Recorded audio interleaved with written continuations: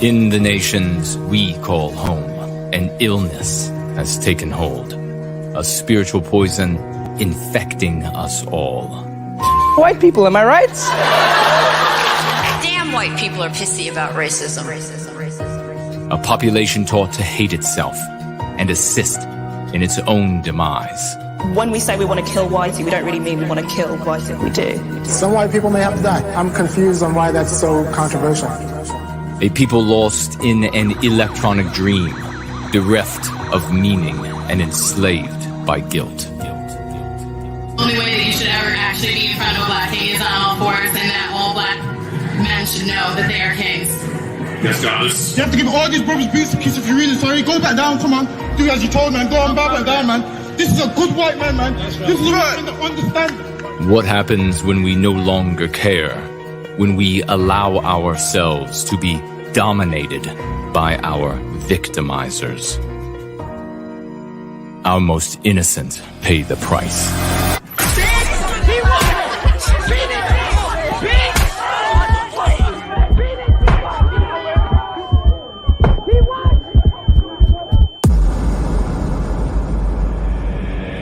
And what happens when they finally stand up?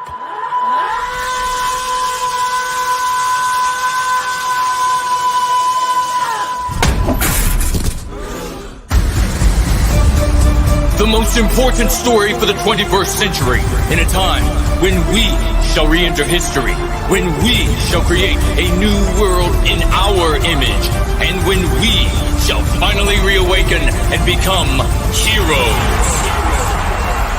Crucible, Child Patriot, American Victory by Jason Kerner.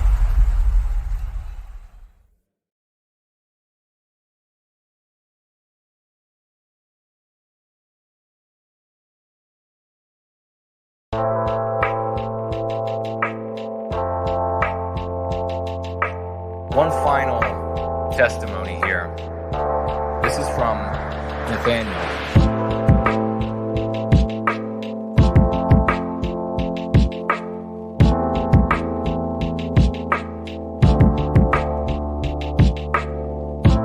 I just found this, and it speaks to me on a lot of levels. Too many forget that the continuance of a people should come from the love of one's own people, and not a hate for the other. I hate the mistakes I made. I wear them every day, and some I even wish I could take back. But time is merciless and flows only forward. I'm trying to rectify them, but some I may just have to live with. It's an uphill battle. Listen to this guy, No White Guilt. Listen to this guy, No White Guilt, No White Guilt, No White Guilt, Listen to this guy, No White Guilt, No White Guilt, No White Guilt. Everything from being a man to encouraging your kin to face tattoos to how you identify yourself and your beliefs to discerning your motivations for why you want to see the children of the West survive. Don't make my mistakes. You'll feel like a fool otherwise. Don't make my mistakes. As from Nathaniel Nelson, a warning to him about the warnings that he wished he had somebody share with him.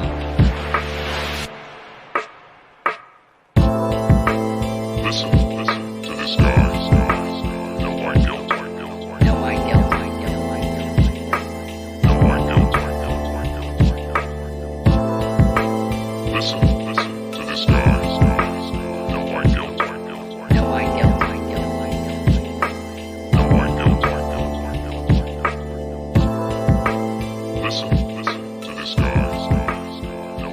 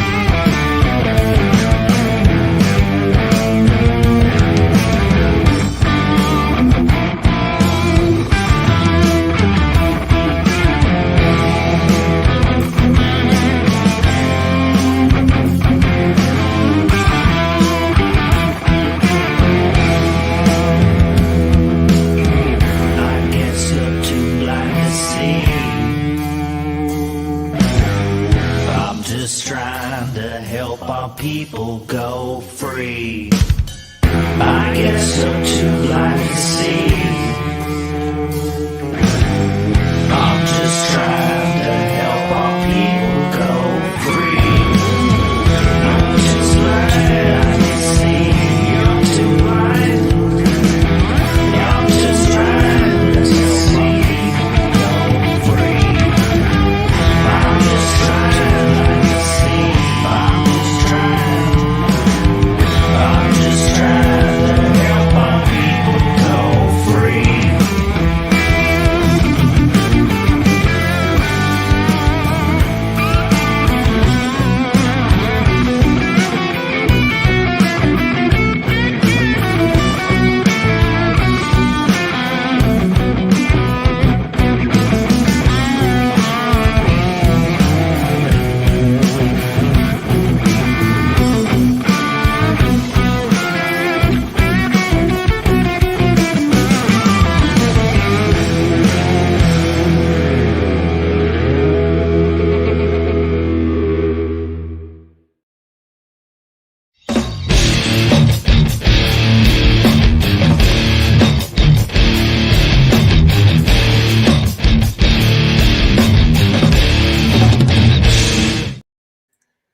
Oh, we are rolling in. Please let me know if the microphone is working. It's late on a Friday night, but we decided to get together because why not? because I wanted to talk about this anyhow. I'm actually pretty exhausted because I had a lot to do today, and I'm still fighting off this illness. And but I'm going to make it. I'm going to be there. I'm going to be extra power on Sunday. We'll somehow do it. I hope the mic is working. And hello to everybody who is here. If you can hear me, Entropy is up and running over the course of the roll-in, just as is always the case. You may financially gift at Entropy. And you may financially gift at Entropy. And I'll read your comments or questions there at Odyssey and Cash, where their cryptocurrency, where DLive and their cryptocurrency, Cash App, Cash and cryptocurrency there. Promethean hails to Masumi Rabbit. He says, looking good. Well, thank you so much. I appreciate that. I could have some more energy, so I just have to fake it until the energy comes naturally to me. So great to see everybody. Victorian Time Traveler, JK160, Waylon Smithers, Hyperborean Age, Lin Yen Chen. And there's the young lady, Carlisle Cockatoo is here. Great to see you, young lady. Cool, Papa J Magic, wonderful to see you. What I wanted to do this evening is just for a little bit, we're going to talk about, and I wanted to talk about it this week anyhow, but it has become even more relevant because Mark, earlier today, produced a video, and as he is wont to do, and the video is this here, and the video is titled, this is what it's about. The video is titled, Karen is an anti-white slur. Now, I'm happy that Mark is using anti-white, and I understand every now and again using anti-whiteism, and I'm happy he's using Karen as an anti-white slur.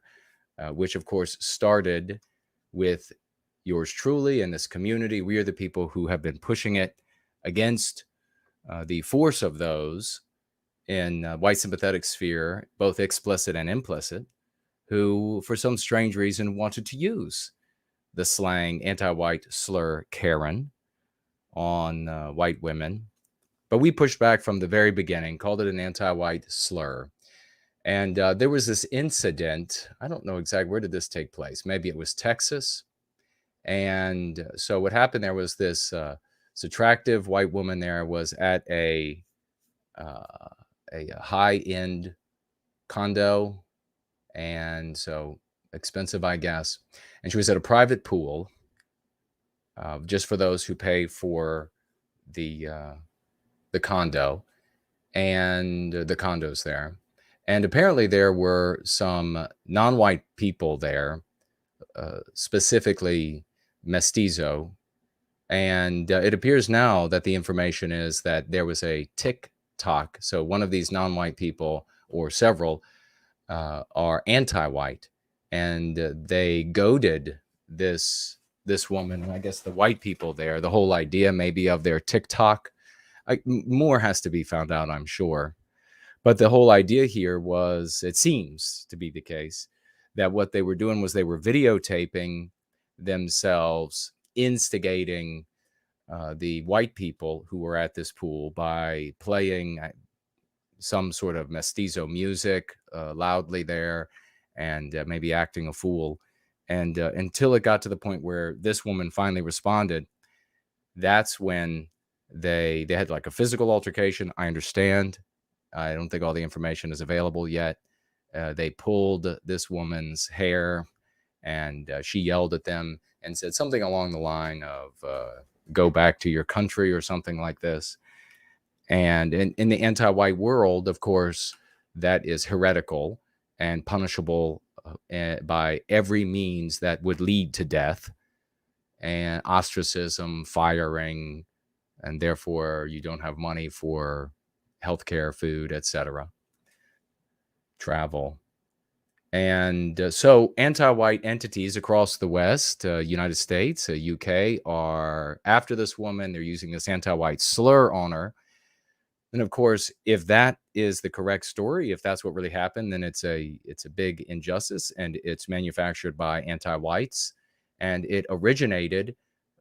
If this story is correct, it originated with a anti-white, non-white person who wanted to get some good content for their TikTok channel, and that good content being white people finally blowing up and saying, hey, F off with your mariachi music or whatever they were playing there that was irritating this woman, and then get a bunch of views. And of course on TikTok, that means that 90% of those views are going to be fake.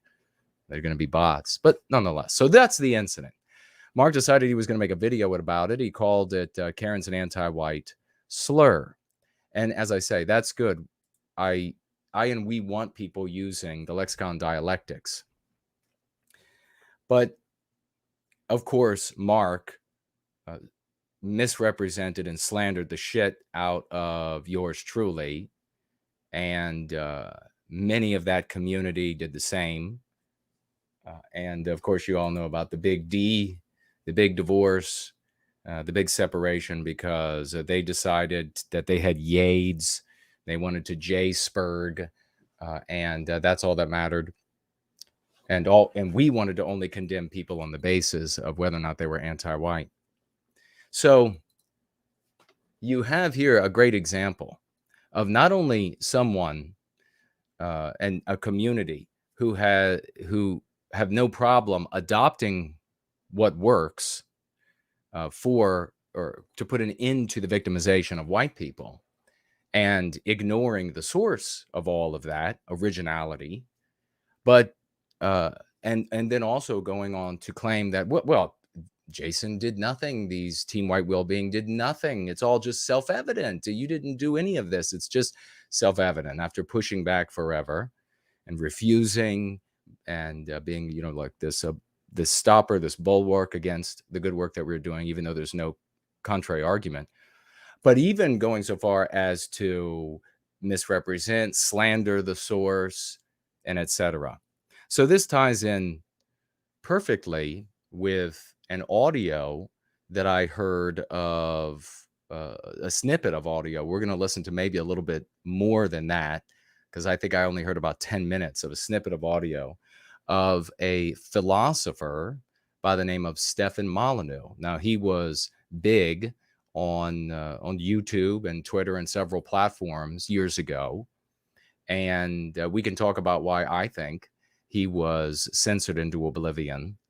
He continues to do his work on his website, and he's got a podcast and this sort of stuff. I understand. I am wary. Of course, you know, I've already received strikes for giving information in the description about going to people's websites. So we're not going to be doing that. I want everybody just to stay on YouTube. But his name is Stefan Molyneux, and he's all over the internet. So I pulled down this piece of audio. We're going to see if it works this one way, and if you can hear it. If not, then we'll try it another way. And I'm also going to take a look at your comments in the live chat over the course of the time we're together, and some comments from the threads, because I don't want those to build up too much. David is here. There's the great champion Franklin is with us. Ulrach is here. So let me take a look. Let's see.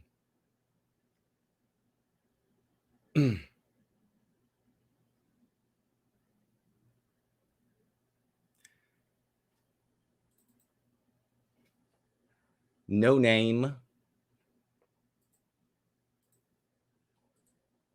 is here and says that he is No Name King, says that he is black and he's watching No White Guilt. Well, that's awesome. Why not? You're welcome.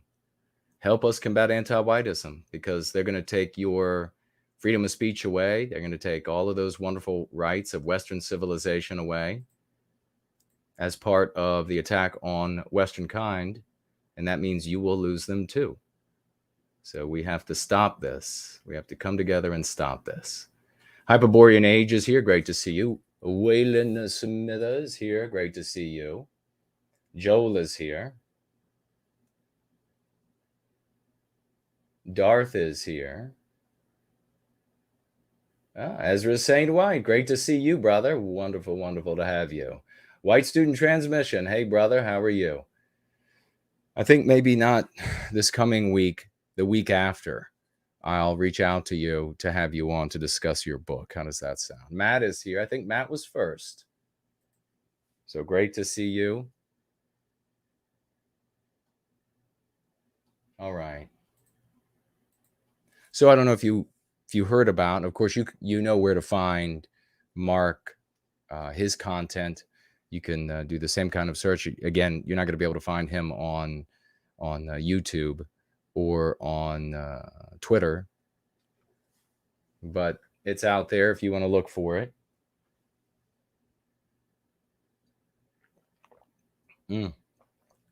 Ivan is with us. Great to see you, brother. So Scott, let your friends know that we're together. We're hanging out on a Friday night. Where else would you be that it would be this fun? Nowhere. So we're going to get right into this if we can here and see. I also want to make sure it appears that Entropy is up and running, but their question widget is not going to work anymore. I understand. They're going to do away with them. And if you're having problem financially gifting there, you have to reach out to Entropy on their Discord. So let's see. Now, why did Stefan talk about, and how is this relevant to Stefan Molyneux? Well, he was a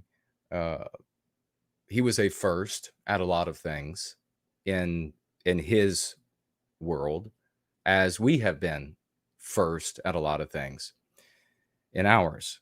And I presume that there are places there's a little overlap, but he has not gotten the credit for so many original ideas of his and fighting for these things. And in cases, I mean, you have scenarios where it seems, I don't know all of the details. Perhaps it would be nice to have him on and he could talk more about it maybe in the future. We'll see if he would come on.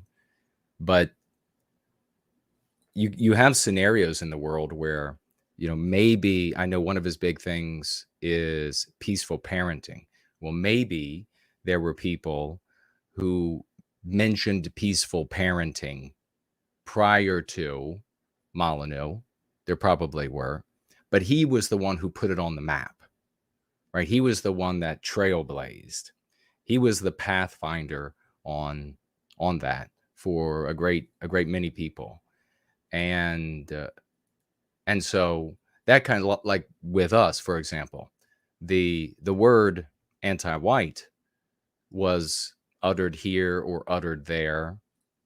It was never central. There was no method that encompassed and grew out of that centralized the concept anti-white, anti-whiteism before us. And we did this. And yet people will, jealous people, small people, will go back and say, well, somebody said it here, somebody said it there before you. And so therefore your work is illegitimate. Now we are the pathfinders. We are the trailblazers. We are the yeomen doing the yeoman's work. And just that little bit that I heard was very similar to what he was experiencing. It was very similar to what we experienced. So let's see if you all can hear this. Let me know if you can hear this, because I played audio from this player and it didn't come through. Let's see. This rant is called. Could you all hear that?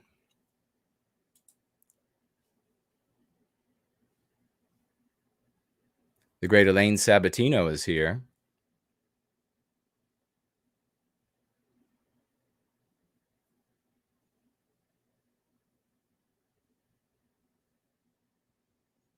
Nope. Tony says nope.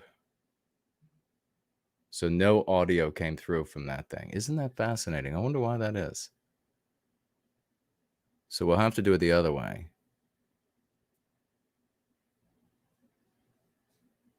Let's see. Fuck being first. It's a little spicy. Anything coming through from the audio? Fuck being first. A rant with a good ending. I have no idea how to end these. Usually they come in all right. So still nothing, I presume. All right.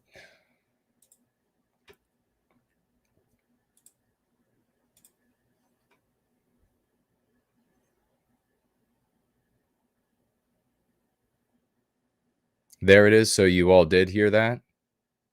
Did it sound like it was coming through my microphone?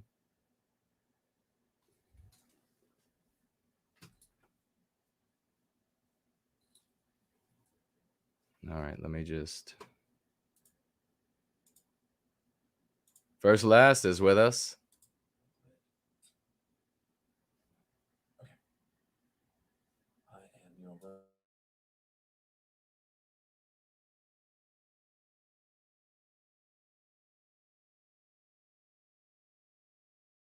I'm going to mute my mic and then we'll see if you hear anything.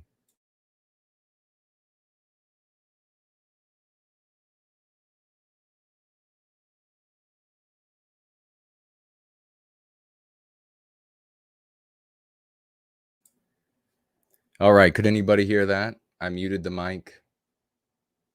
It seems like maybe not.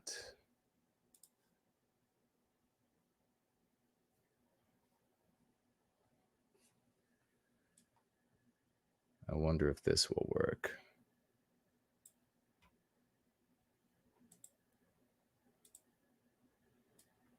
Oh, I didn't have to do that.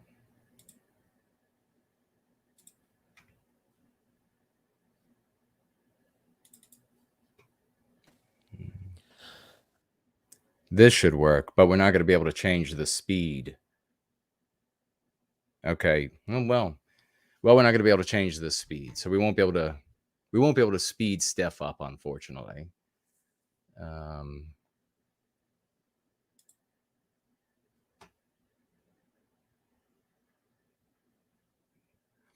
But you can tell right away how unhappy he is with being the originator. Well, in my opinion, right? This rant is called Fuck Being First. Did you all hear that?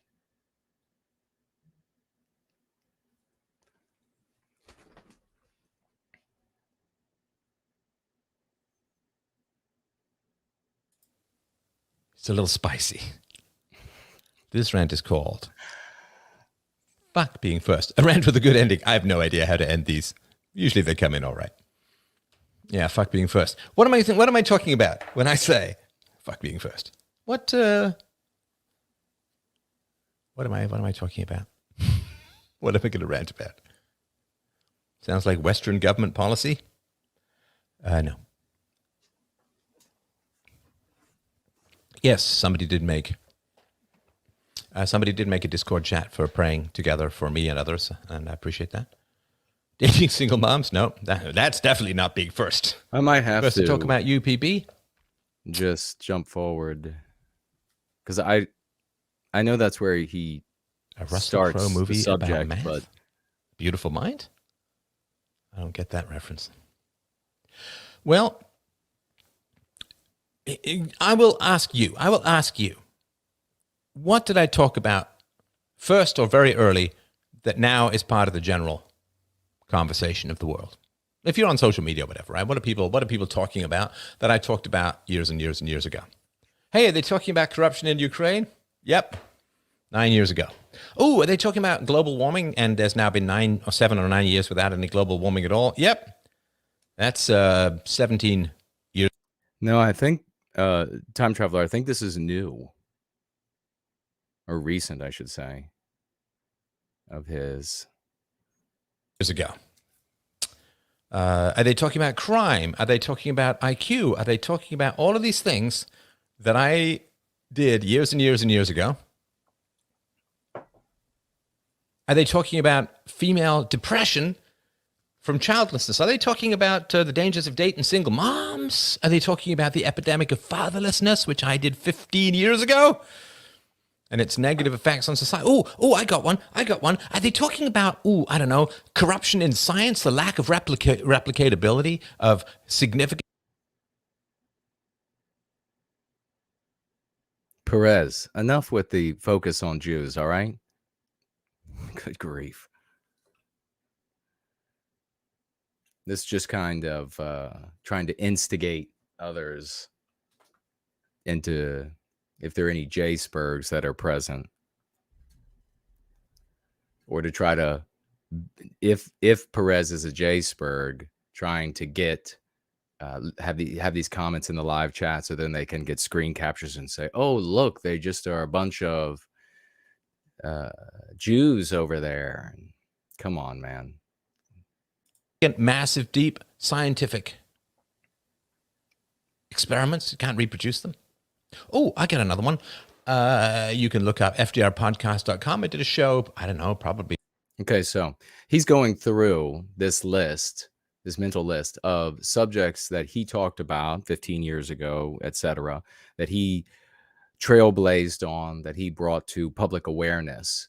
And as I was mentioning before we got started, it's very similar to the work that, or the context or scenario that we're finding, and that I and Team White Wellbeing find ourselves in, that we are the ones that have been pushing the Go Free method 2 decades. And you have people like Mark who can make a video today, says Karen is an anti-white slur. We were the first people to say that without question, among other things, anti-white, anti-whiteism, etc. And both of which, he said anti-whiteism, by the way. I'll just go ahead and reveal that he's one of the people that told me that anti-whiteism would never be used. No one would ever, don't bother, Jason, no one will ever say that. Okay, years later. And so now you have people who will just ignore us, will just pretend like all of the things that we've brought to fruition by our hard work is just self-evident. They didn't do anything. Same thing has happened to Stefan Molyneux. 12, 13, 14 years ago, called The Myth of Mental Illness. Are they talking about the fact that antidepressants don't seem to be dealing with any particular brain chemistry that's out of the way? Let's see. Oh, daycare. Yeah. Anybody talking about daycare and its problems these days? I tell you, man, fuck being first. Let me tell you, what the experience is of being first. Let me tell you what the experience is of being first. Hit me with a Y if you find me a bitter person in general. Just hit me with a Y if you find me a bitter person in general. You don't? Well, I can change that tonight. Surprisingly, no. Okay. Little bit bitter. Little bit fucking bitter. Azimuth Clark okay. is here. So, you know when a pioneering woman who forged ahead and opened doors for other women, when she retires or she gets old or something like that, and, you know, black actor Sidney Poitier and so on, like the trailblazers, the icebreakers, what happens later on when people who are younger and go through the past that these pioneers forged, what happens when they talk about these older people? What happens? What do they say? What do they say?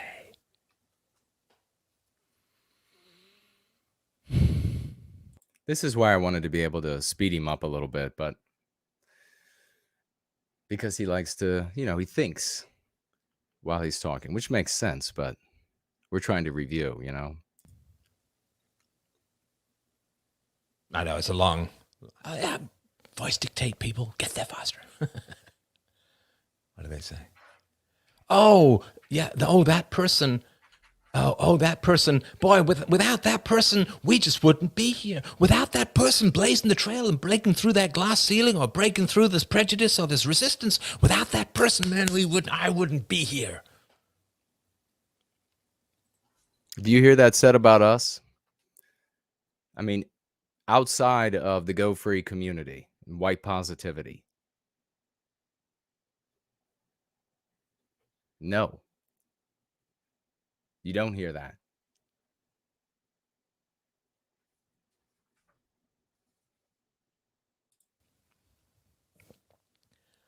Unless you're a philosopher. Unless you're a philosopher. What happens if you're a philosopher? Well,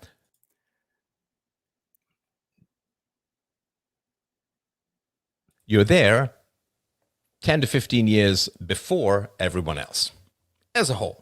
And they're 10 to 15 years before everyone else, at a minimum.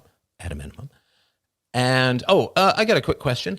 How long ago did I say existing government policies would not work? It doesn't really matter which ones. How long ago?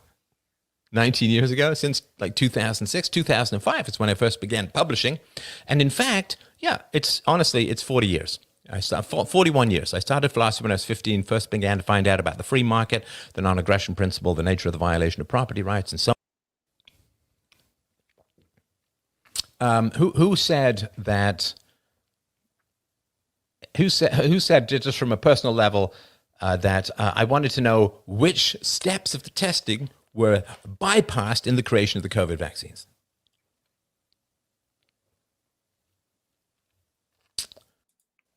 I mean, honestly, was a lot of. I could go on and on and on, and obviously I've gotten some things wrong. I'm not perfect, but you know, my track record is pretty fucking great. Sorry for the curse words, the F word specifically, obviously.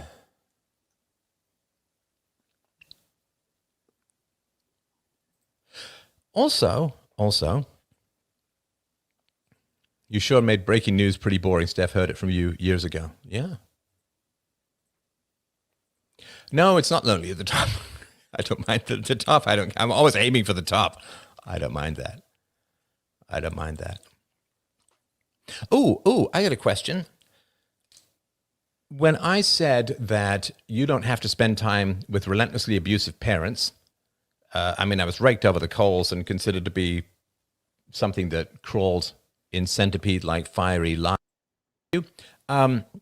Jump forward. Who was the one who said there's no way this came from nature? There's no way this came from nature. There's no way that this came from nature. In fact, I have a whole presentation called The Case Against China. Whole presentation. You can go and find it. It's all out there. It's actually on the blockchain. Who said no way it came from nature? I'll jump in really quickly. Just pause it right there to give my opinion about why Molyneux and and you can use this to understand why anybody ends up being censored. It's a measurement of how challenging the information that's being shared by way of the content creator. And this is rough because it also, the formula also has to incorporate the persona as well, who's giving the information, and the size of the audience. So is the information challenging? Also, how pertinent or necessary, I guess just we'll say how pertinent and necessary to the anti-white narrative the specific information might be. So you could, for example, if you had a large channel or reached very many people across, and what exactly does that mean? It varies. So let's say, I don't know, you have 50,000 people across several platforms who are listening to you, and a very important element of the anti-white narrative that's being spread at that moment, you are speaking out against. That can get you censored into oblivion immediately. That same subject, 5 years later, you can talk all you want about it, and nothing will happen to you. The same number of followers, the same reach. So that speaks to the pertinence of the specific information that is in service to anti-whites and anti-whiteism at that moment. There are more long-standing, sort of greater arc elements of the anti-white narrative that if you speak out against those and you are effective, the persona is a clean-cut sort of person, the kind of person that a great many other folks, white and non-white, could end up heeding. Your audience is big enough, you'll be censored into oblivion. If you don the uniform of the villain in the anti-white narrative, you get extra attention. And here's where it gets far more, and I'm not going to talk any more about it because it just gets so far away from the ability of a midwit to get, and they just start losing it. They lose the thread, and then they think, oh, he's making this up. And it's just because they can't understand. But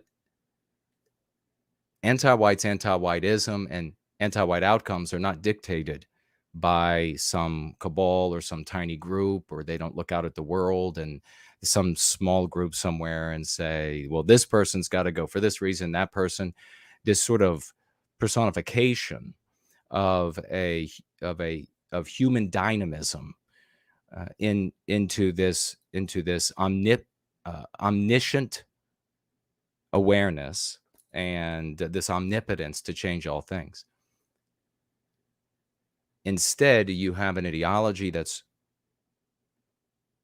infected the minds of a great many people, anti-whites, and they act out their anti-whiteism to the best of their ability, which means that somebody who plays the villain, even if they have a relatively small audience and are totally ineffective, they can end up getting censored from platforms by anti-whites who are individual anti-whites who are just acting out their anti-whiteism in their world where they have the power to do so. But a more respectable person like Stefan Molyneux will be, to a greater degree, ignored, or I should maybe say lesser degree, attacked by such individuals, but then may reach a level where he gets in the way specifically of this anti-white objective or this anti-white tool, and therefore is censored into oblivion at that moment. That's how the censoring takes place. It never means, in all of these cases, it never means that the person censored has the answer that will take down the anti-whites, and that's why they have been silenced. If you think that, it's because you have an average IQ and you need to stop trying to govern the resistance to anti-whiteism.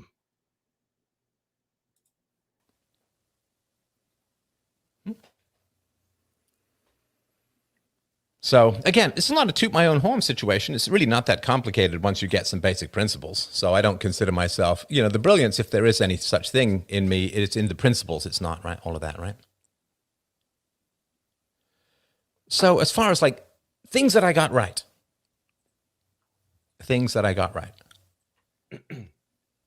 I said immigration was going to drive crime. Anyway, all of these things, right? I mean, all of these things. Right. And it's really tough being first. Now, honestly, I'm not saying I'm first in everything. It's slightly more emphatic than saying I was early, right? I'm sure you can find people who've said things earlier than me.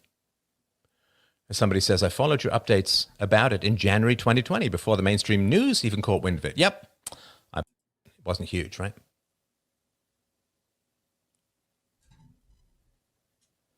Come on, Steph. Yeah, I did pretty regular COVID updates. Anyway, it'll come back to me. It'll come back to me.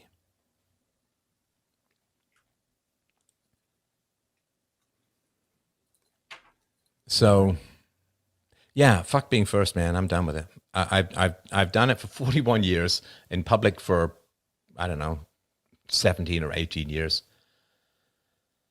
Oh, yeah, how many people are talking about, boy, there's real parallels between the fall of Rome and the modern West, blah, blah, blah, right?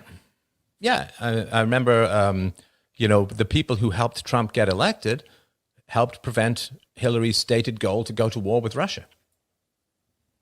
So, yeah, the Dems want war with Russia, absolutely, because they've never forgiven Russia for becoming ex-communist.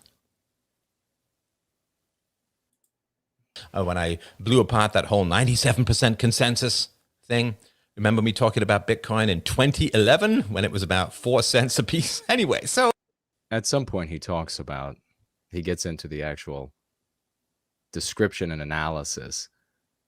So you say, well, you get the honor of being first.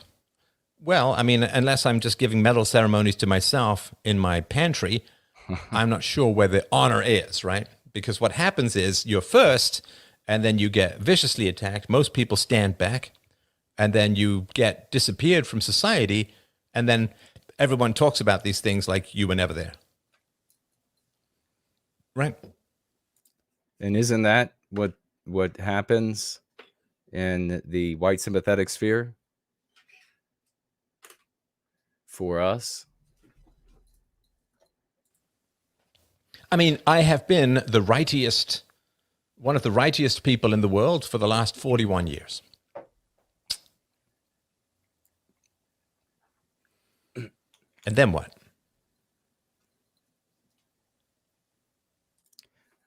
Talking about being right. Wasn't I right about Georgia Maloney?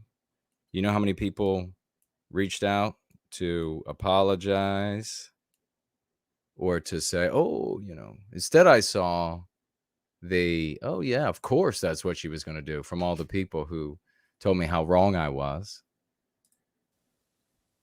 Then what?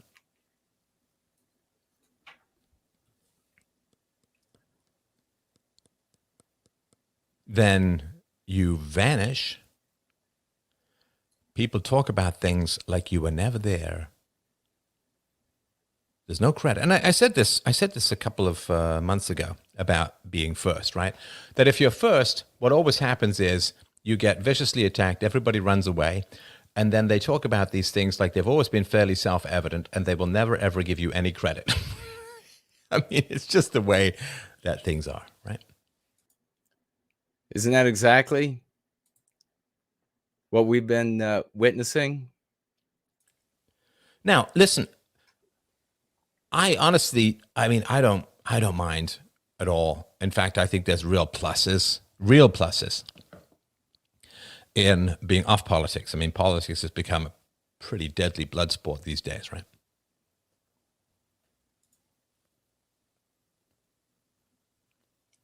red pills. Can you trade on it? Like if you can predict the stock market, you can make money. I hear what you're saying. I mean, I hear what you're saying. I've never been ferociously interested in money, so the idea of trading and buying and selling. I mean, anyway, it's not my particular thing to be like a day trader and that kind. I'd rather do philosophy than buy and sell that way. So,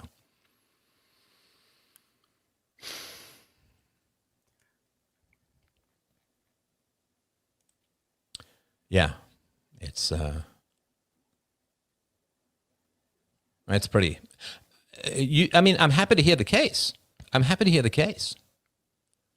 Tell me the benefits. I mean, you can say, yes, but in 200 or 300 years, you'll be recognized for having yeah, right. But tell me the benefits. What are the benefits of being first? What are the benefits? Here's and I guess maybe this is coming up where maybe the snippet I saw or listened to before, like 10 minutes or so.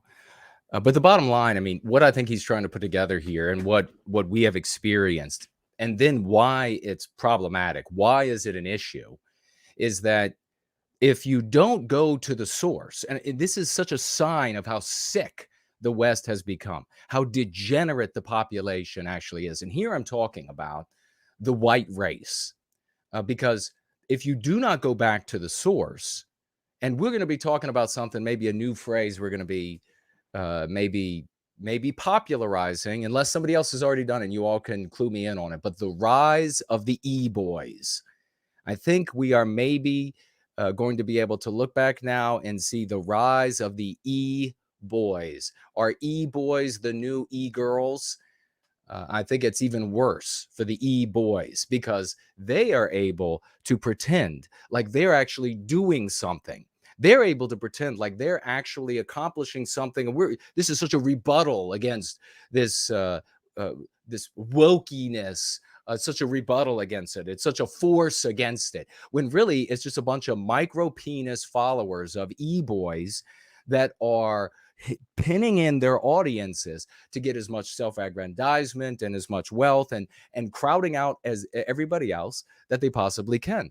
Because the problem, what I'm speaking to here, is the problem is if you find a message that is a remedy to a conundrum, to a challenge, to a problem to Western civilization, our individual lives as a consequence, as we are members of Western kind, those of us who are Westmen, and we have to live within the West, and we'll get back to Steph in just one moment. The problem is that if you don't go back to the source, you can't continue to get the remedy.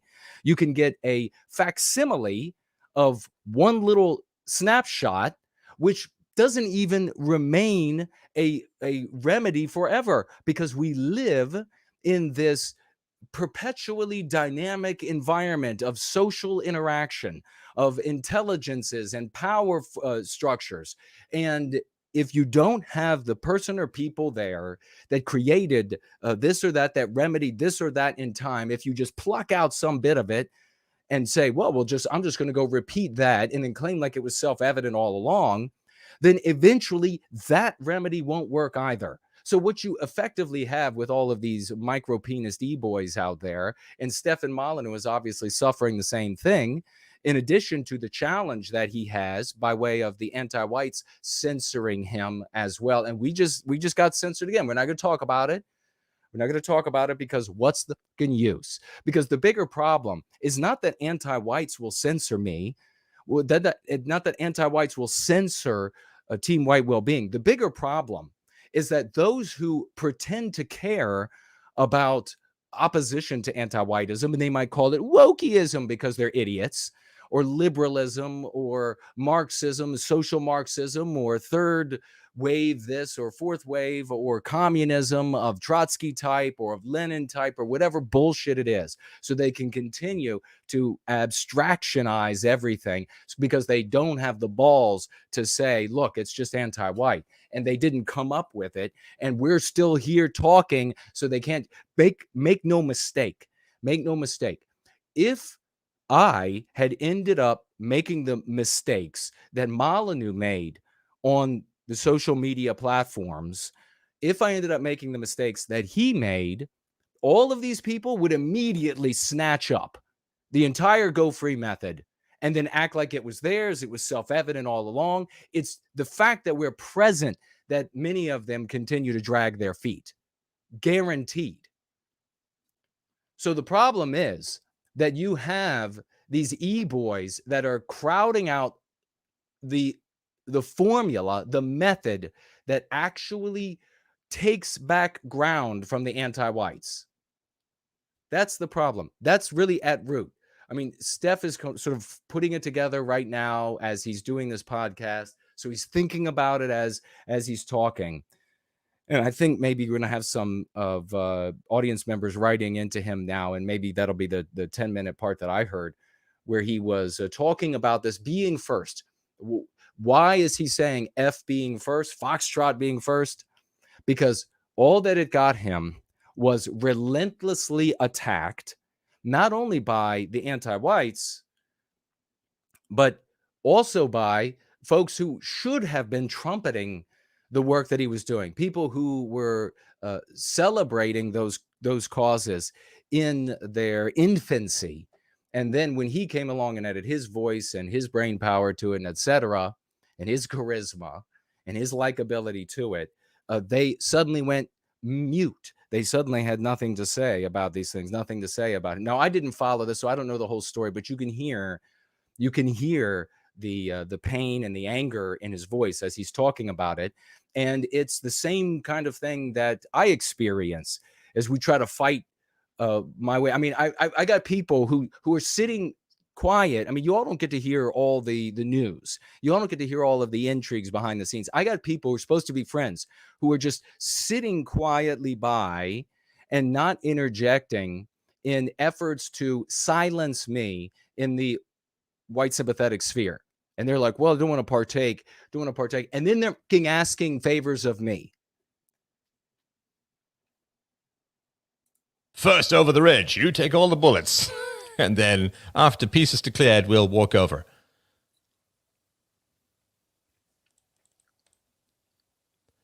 You once said the mission is to speak the truth as best you can, as often as you can. Is that still your mission? Absolutely. Yeah, for sure. Yeah. As often as you can, as is feasible.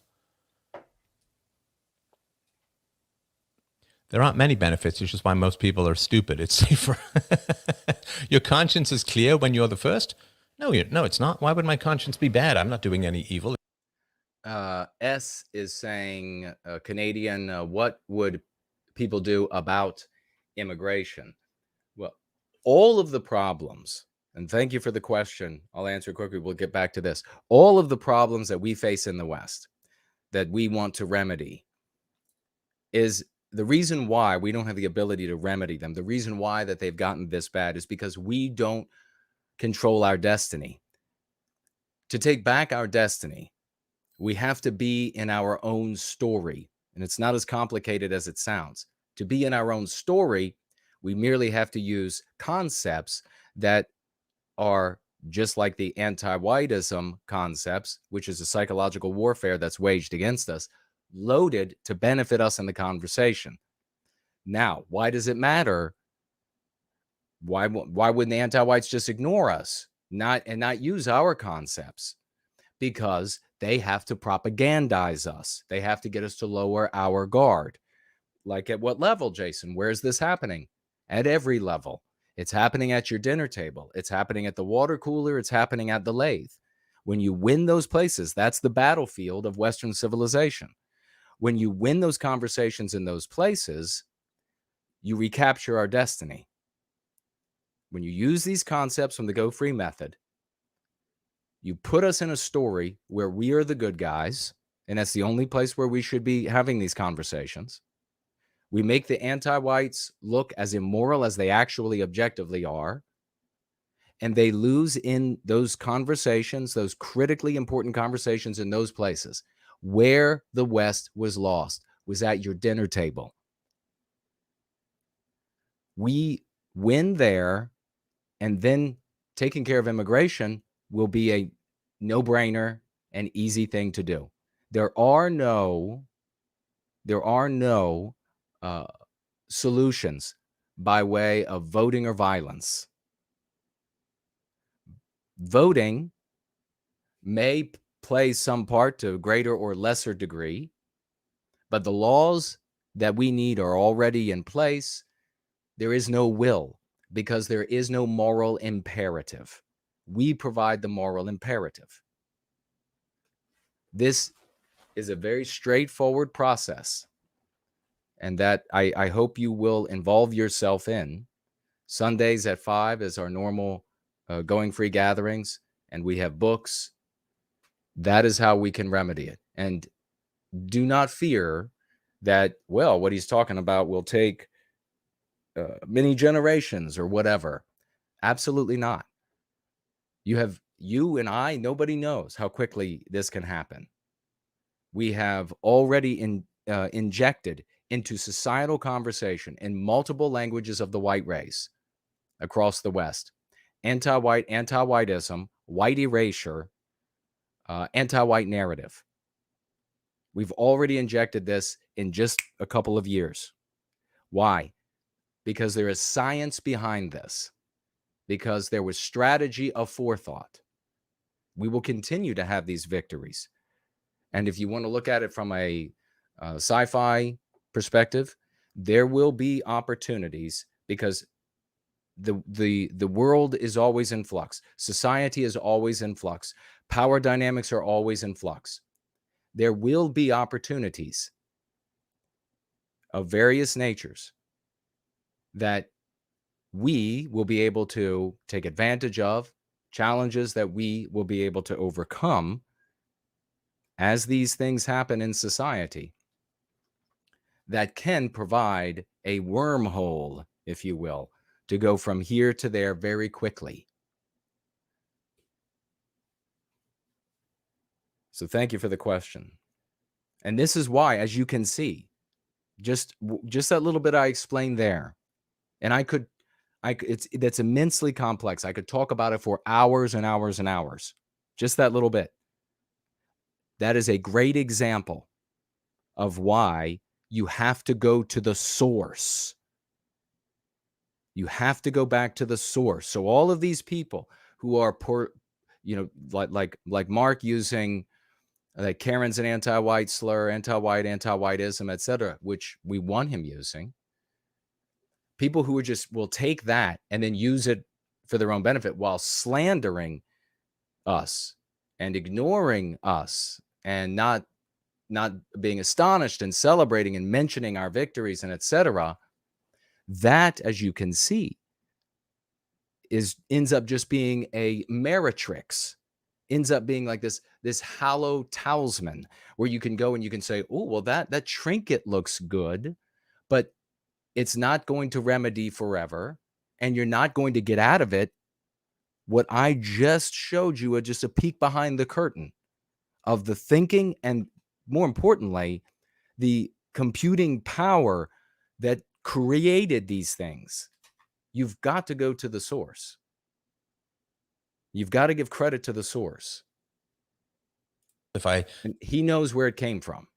Decide to not talk about something because it's just not worth it, why would my conscience be bad, right? Why would my conscience be bad? Bless you, Steph. You do the Lord's work. Thank you. The answer is selfish. It has benefited me. Oh, absolutely. It's benefited you, but you probably don't have a wiki page, right? So yes, it benefits you. I get that. I understand that. But I'm asking you to sell it to me. I understand why one would hold off on being first. I mean, it used to be pretty exciting. And the reason I liked being first was because it showed the power of philosophy. Like, here is how you can understand the power of philosophy. How can I get things repetitively pretty accurate, right?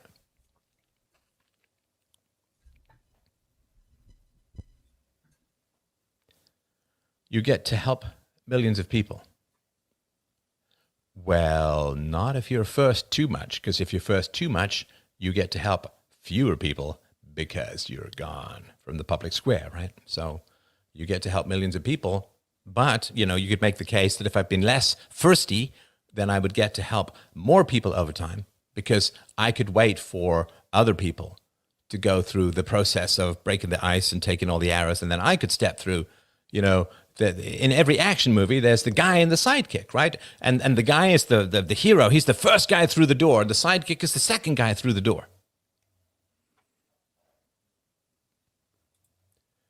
So, get to help millions of people, arguably, and I think it's a really good argument to make, that if you wait...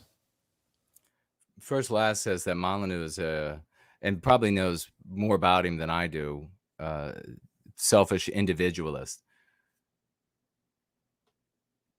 I'm not comparing.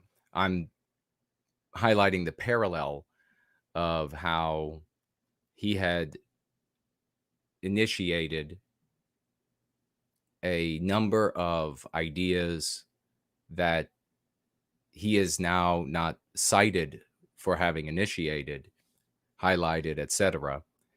And people are moving forward and acting like everything he said was self-evident, or even taking credit for some of the things he said, and really brought to the public's attention, developed ideas he developed. You get to help more people because other people take all those crazy bullets, right? You get to change society to benefit your descendants' gene sets.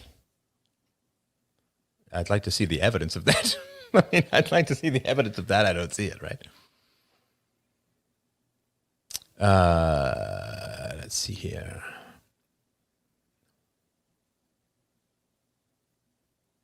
Come on. Here's the cell. If you're not first, you're last. That's not a cell. Come on. Prior to proof, because the logical contradictions embedded in a particular proposition means that proof is unnecessary because things can't be contradictory. You can't have a building that requires for it standing up that 2 and 2 make 4 and 5 at the same time.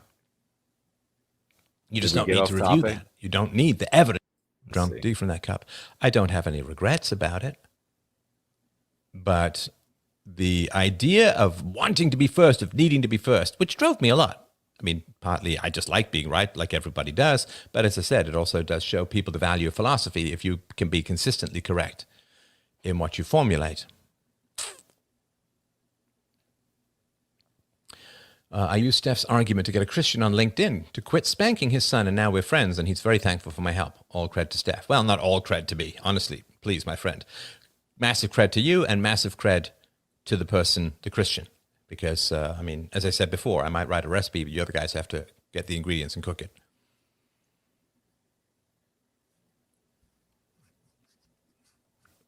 I've had my fill of being first. I no longer consider it a prize to be sought.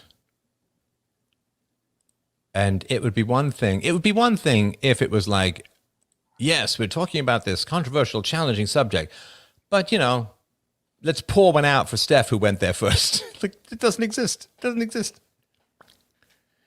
So. Yeah, I mean, you can really hear. I feel bad. I feel, you know, just like generally bad.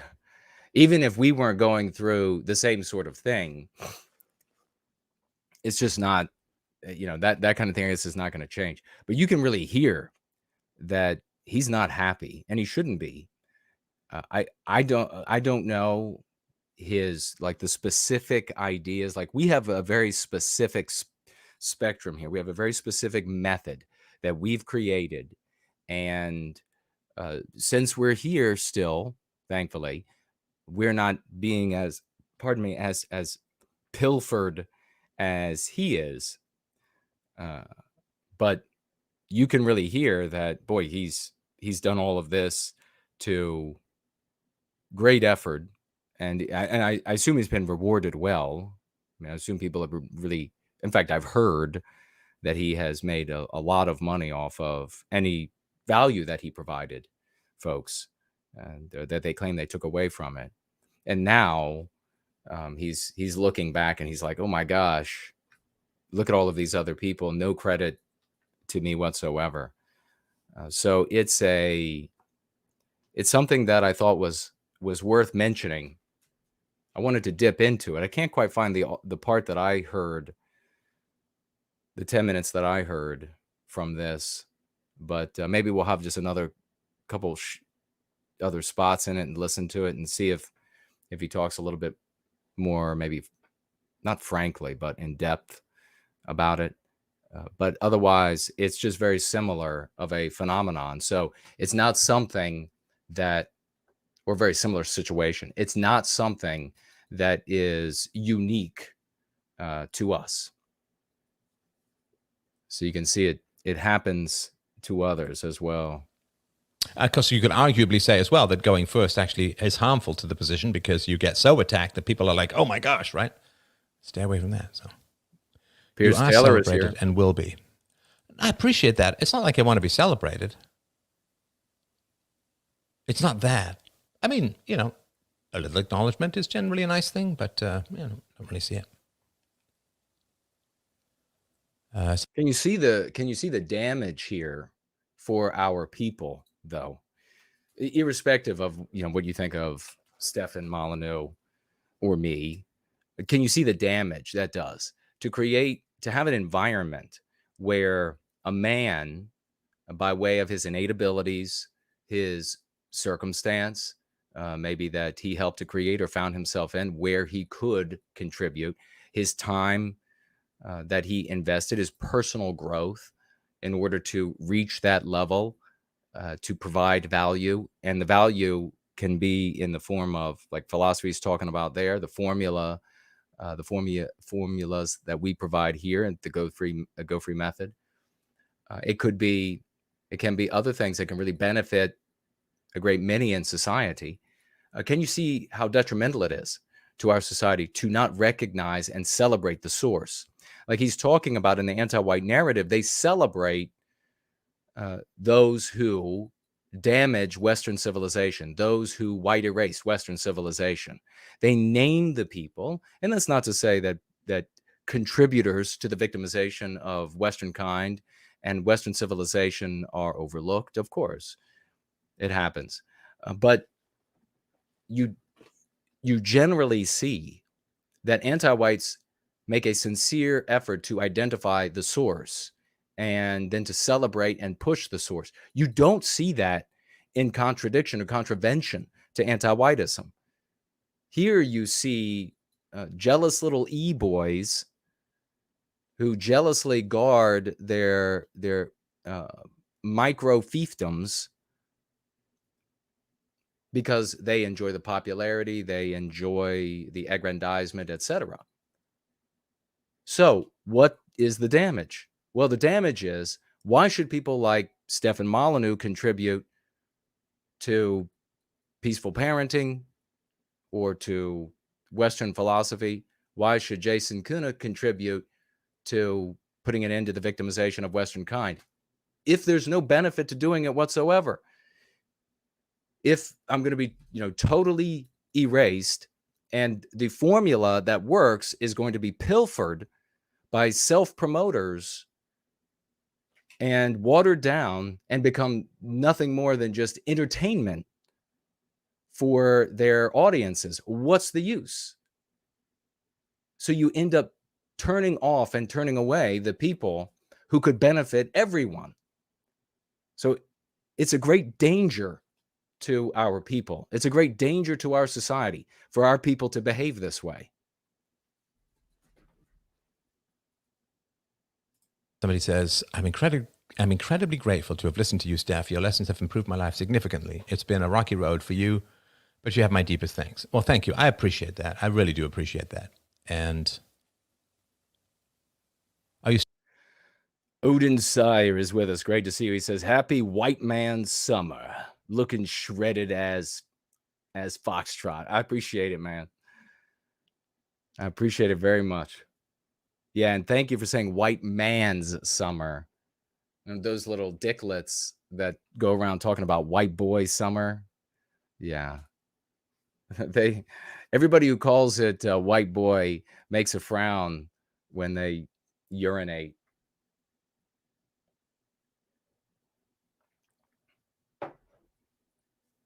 Great to see you, brother. Still planning on sharing your thoughts with us that you would consider first. I don't understand that. Sorry, I just gave a whole bunch of examples. You'll be vindicated. I ain't holding my breath for that, honestly. I mean, maybe, again, my business plan is 500 years minimum, right? That I hope to hit peak relevance in a couple of centuries.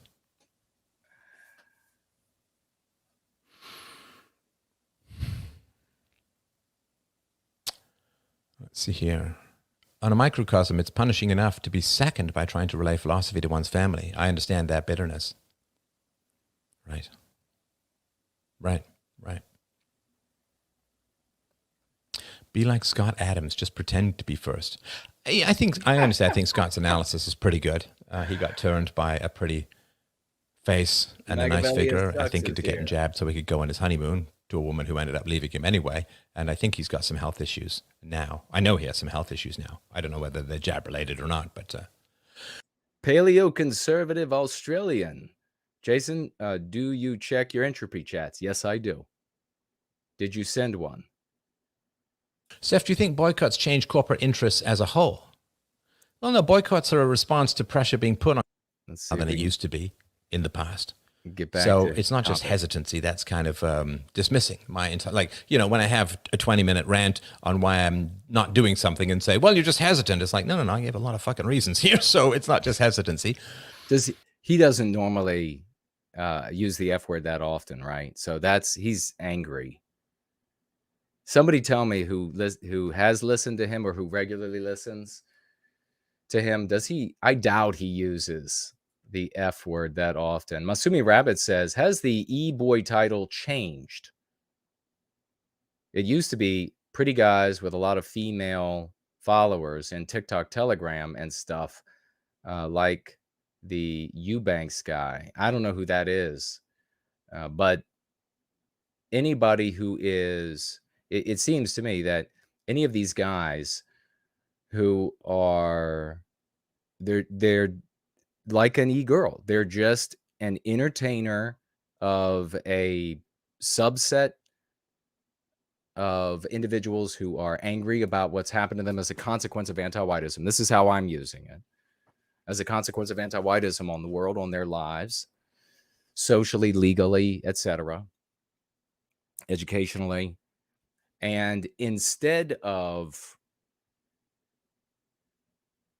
an openness to that which overturns anti-whiteism, an interest in that which overturns anti-whiteism, they very jealously crowd out anything but what they are doing, so that it's just like an e-girl. It's just like trying to put themselves in the very center, only allowing others to enter the orbit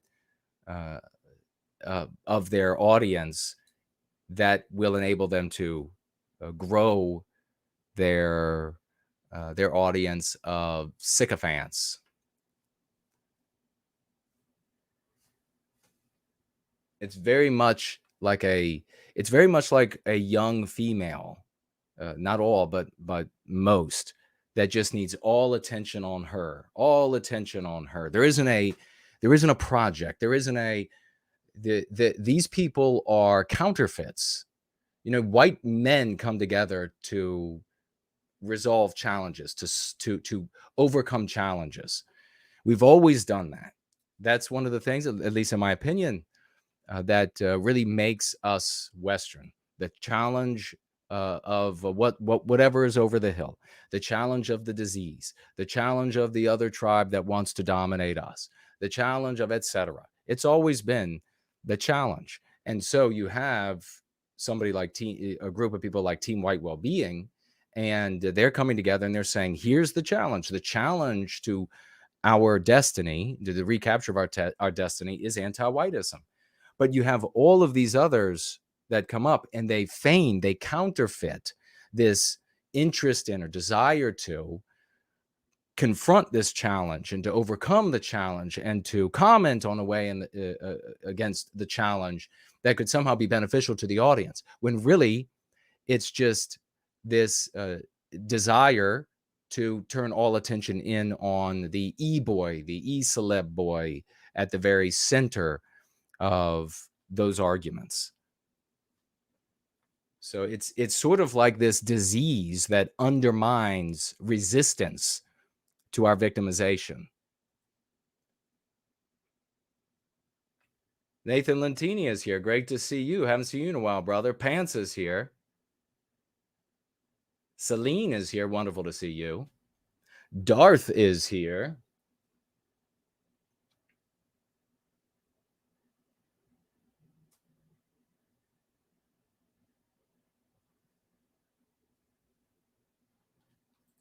All right, let's just see. Nancy Drew is here.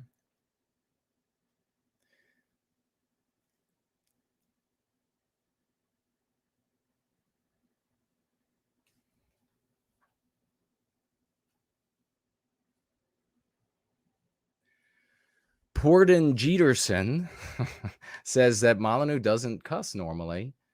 So he's obviously really angry. Isaiah says the same thing.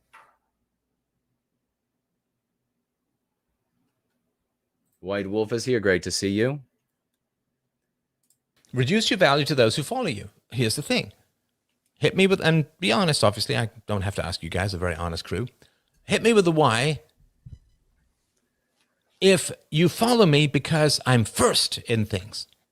Hit me with the why if you follow me because I'm first in things. No.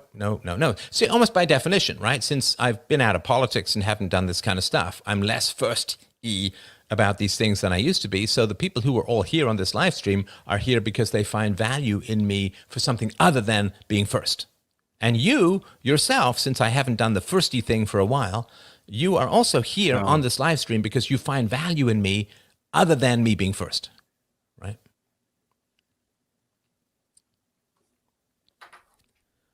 So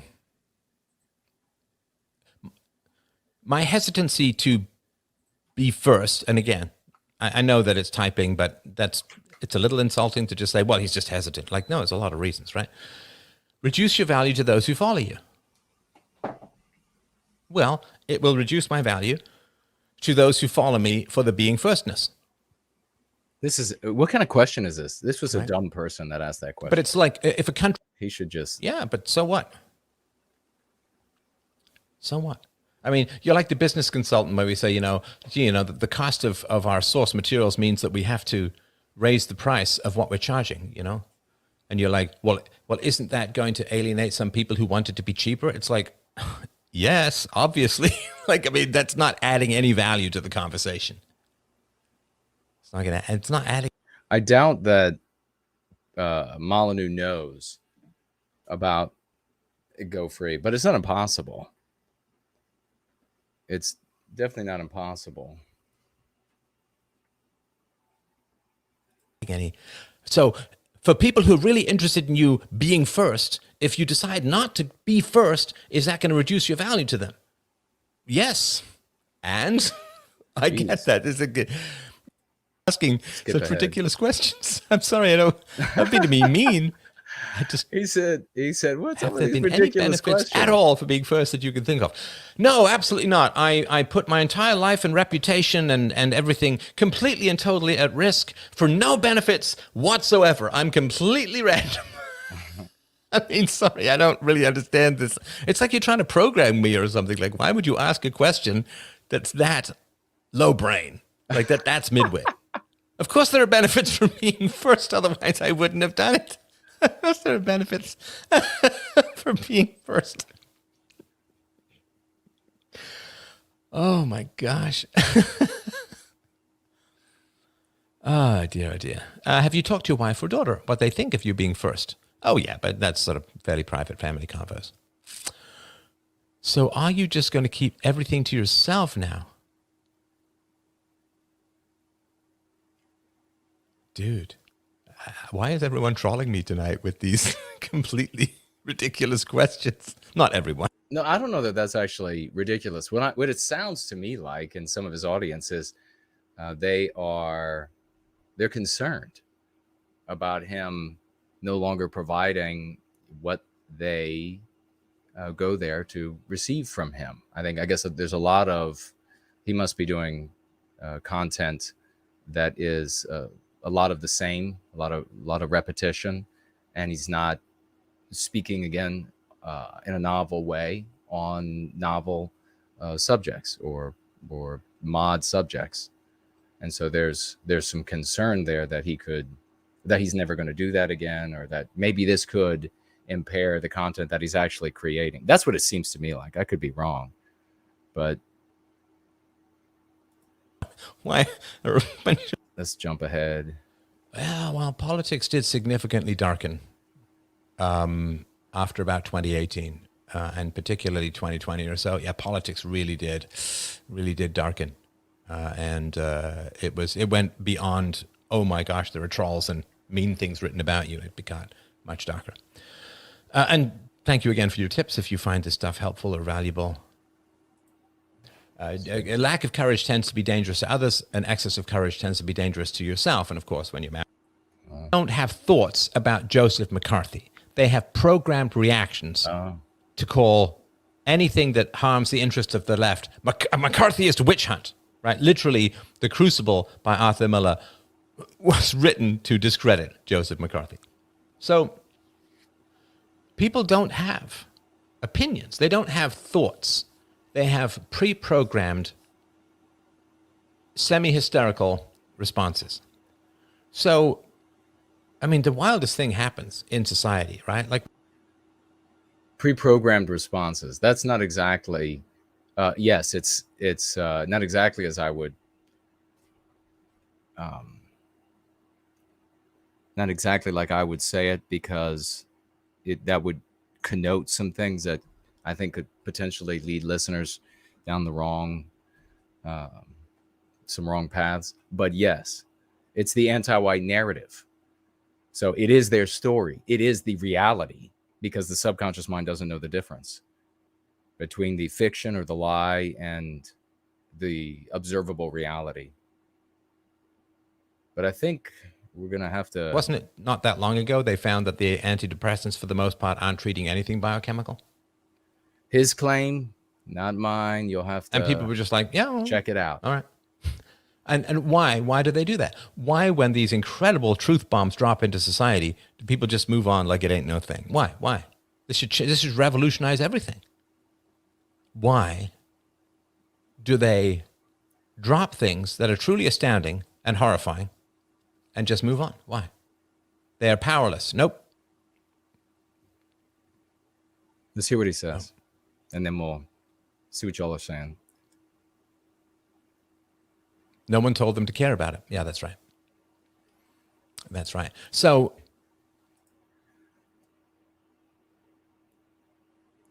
I can... What he said there, why is it people can receive truths and then just drop them and move on, big truths? And he said because no one told them to care about it, like in the vein of the media, government are not saying this is important, pay attention to it. But when he says a truth bomb, he's talking about something that contradicts the anti-white narrative, something that contradicts what the anti-whites want to do, what they're doing, their tool, their formulas, their tools, etc.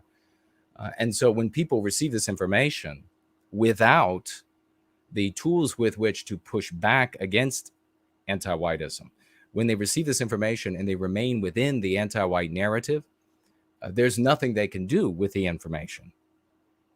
So it's not just a matter. So the anti-whites would have to decide that they were going to rewrite the anti-white narrative and tell people to care about something that contradicted the anti-white narrative, which of course they're not going to do.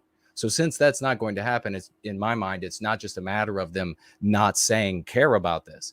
It's a matter of the person, a person and that person's entire life being trapped within a narrative that is more fictitious than real, and that is hammered into them from cradle to grave, that has this entire this anti-white moral imperative that governs. So, for example, if you receive a piece of information that is like earth-shattering about the world, totally should upturn everything, and it is a contradiction or it's an affront to the anti-white moral imperative, well, then a person will literally feel and believe that they are immoral for holding the information, and they won't go out and share it with the world. And the way, if they try to go out and share that information in the world, the verbiage they would use, the concepts they would use to share it would be the verbiage and concepts that the anti-whites would have given them to use, which would make them appear immoral, and they would feel immoral, and their observers, their audience, would feel them to be immoral, and they are aware that their audience would perceive them to be immoral. So that's why the information goes nowhere. If it's some sort of like truth, if it's some sort of, and then what really is truth in those environments anyhow? Since the subconscious mind doesn't know the difference between reality and fiction. I mean, we can sit down in a laboratory and we can make a blood oath to be intellectually honest about a conversation, and to the best of our ability to perceive objective reality, arrive at what a consensus of what we believe, just like two men of the West, for example, and what we believe the truth of X to be. But out in the world, this is governed by the stories in which people live their lives. Others have talked about the importance of narrative as well in the past, and they will in the future as well. And there'll be a bunch of them that'll be doing to me and Team White Wellbeing the exact same thing that they've been doing over the years, and the same thing that in certain ways on certain topics that Stephen Molyneux is dealing with. And of course, there are others as well out there. The real big difference today is that it is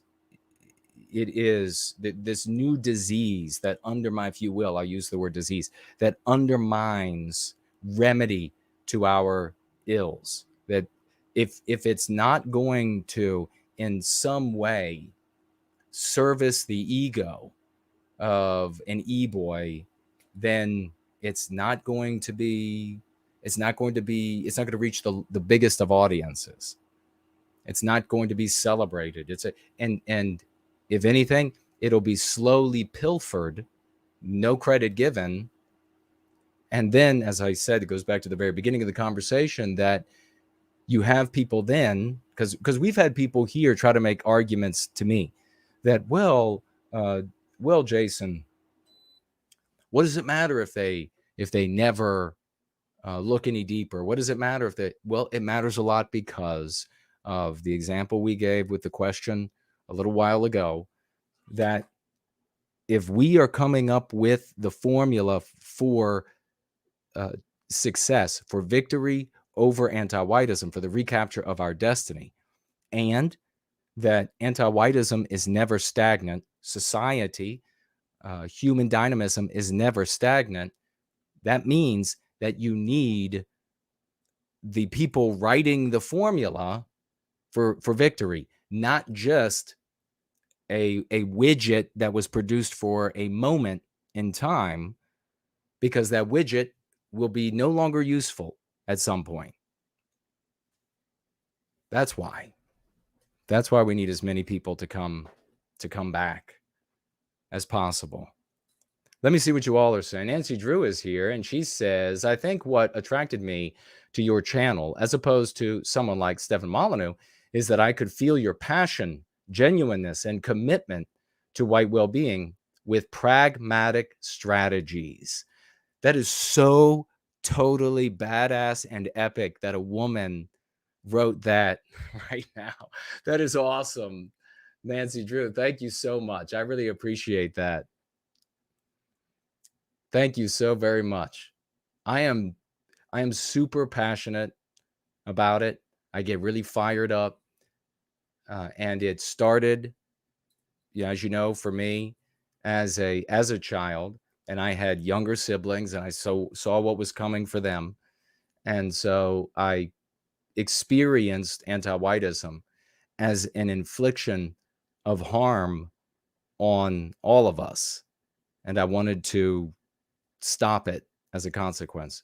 So it's been that's the motivator for me. Whereas like a e-boy, for example, the motivator is the self-aggrandizement.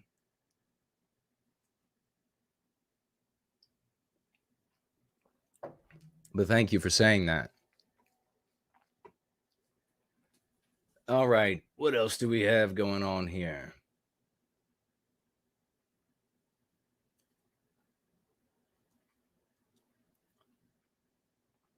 Our women of the West in service to white well-being here they hold more of the character traits of nobility, of respect, of honor than the basic bitch male population of the white race that's out there and about that you just are going to come across. It's awesome in one respect, but then sad in another that this is where we are. I tell you where else we are. We're going to be getting out some raucous emojis. Please, my friends, get out your raucous emojis. Let me see if I can find a raucous emoji. Why don't they ever like history store them for me? What the hell? Raucous emojis. It's not coming up for me. It's all loading in a retardous way. Raucous emojis, massive. 007s, dropping the crowns. I want to see folks break out crowns. Get ready to drop them on heads. Drop some crowns on heads. Throw some gems at the feet. Break out some wild animals. Like, Franklin is wont to do. He's epic at it. The wild animals or some... Oh, I found some gems. There you go, myself. Dropping gems for the great Ulrich. Ulrich, who financially gifted tonight on this glorious Friday night, $100. God bless you. White well-being dollars. Protect them little white well-being babies. We here are not stopping. And, that's one of the things. People like Ulrich right here. It's this attitude of personal responsibility to recapture our destiny, of a team of Team White Wellbeing coming together to recapture the destiny of the West. This is the reason why we are not just going to be forgotten. We are not just going to be ignored into oblivion. No, we're going to kick their door in. And we're going to say, here we are. We are the source. We are the energy. God bless you, brother. Thank you so much for that. A big 95 for Ulrich over there on Cash App. Financially gifting 100, each one of them. White well-being dollars. They're glorious. All of them beautiful. Every single one of them. Thank you so much, dear brother. God bless you. And we can keep the raucous emojis and the gems going. I'll drop a few more gems as well. Raucous emojis to the heavens.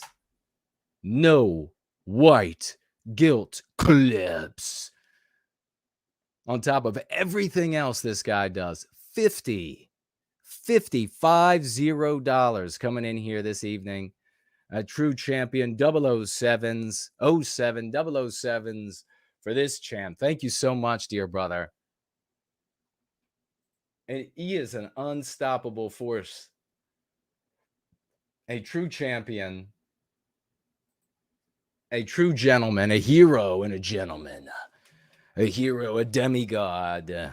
Clips, strides out of the sky.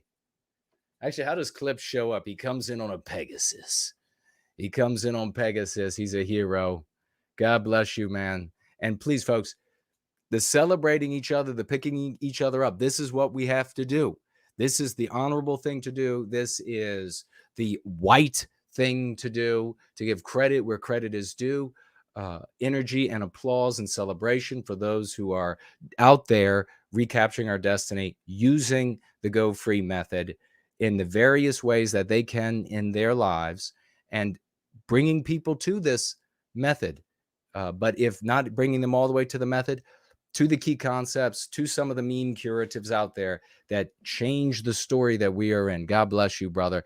Make sure that you are retweeting, regabbing everything he does and follow him on all the different platforms he's on. He should have 50,000 followers on all of these different platforms. Please, folks, make sure you follow him. Make sure you repost everything that he posts. And we're going to continue the celebrations. More gems for feet, ladies and gentlemen. Make sure you break them out. Gems. Spread the gems before this man's feet. Toss the crowns on his head. Find the 95s on your phones, on your keyboards, and break them out for this 07s, 007s, the rockiest emojis for Ezra St. White, who comes in here at the end of this glorious roll in. As we're going to be wrapping it up, we're going to read some of your comments, though, from the thread as well, folks, so don't go anywhere. 200 white well-being dollars. This demigod of a man stepping in, folks. He doesn't just financially gift, which is a Herculean princely sum that he has decided on this July 14 to jump in and financially gift. He makes art. He posts flyers. This guy's a champion. God bless Ezra St. White. And if you want to get involved, folks, there are teams. We have teams at work. We have links down below. Make sure you find just this past roll in. You'll find that we talked to Biospirit of the West heading up the biggest team that we have. And you can get involved, and you can make a big difference in the world as well, to the recapture of our destiny, the righting of the wrongs of our people. You're talking about immigration, and the doors are wide open on our countries, and you hear the conservative people, good people, they'll say, we were never asked. We were over that. Well, that's not good enough. Yeah, okay, so good. We never asked. Now let's make a change. Well, let's just vote somebody else in there that won't do anything either. Nope. We have to make a change in the story by which we live our lives. And it is as easy as employing the Go Free method in your life. These concepts will change everything, ladies and gentlemen. Ezra, thank you so much for that. It's great seeing you again, brother. $200 over here. Truly, God bless you, good sir. And we also have another inimitable champion in service in various and sundry ways. As the saying goes, first and last, financially gifting $5 over here on Cash App. Thank you, good brother. Thank you so very much. And he's financially gifting that after incurring some financial bills that he had to pay that weren't his fault. God bless you, good sir. Thank you so very much for that. We have in the live chat, the great Mestizo Carf is with us. He says the anti-whites still demonize witch hunters. Just look at Disney's Owl House cartoon. Oh, yes. Okay, I see what you're saying. So on this cartoon, they're demonizing the people who when you say witch hunters, you're talking about like McCarthy, or are you talking about literal people who went out looking for witches in order to use that narrative to say, look at what white people do. What white people do in the world is they go out and they victimize innocent people, and in this witch hunting sort of way. Is that what you're saying? Making it part of the narrative of everyone's lives.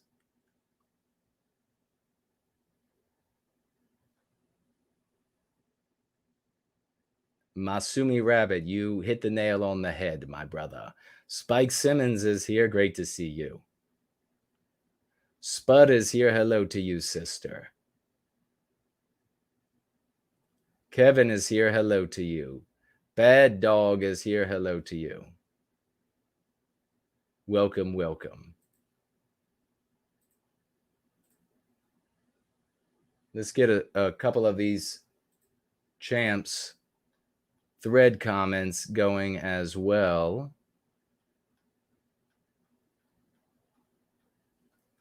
We have Deo writing in the thread, unfortunate rather, about the other white sympathetic groups. It seems they aren't all that different from conservatives, just acting out their individualistic natures.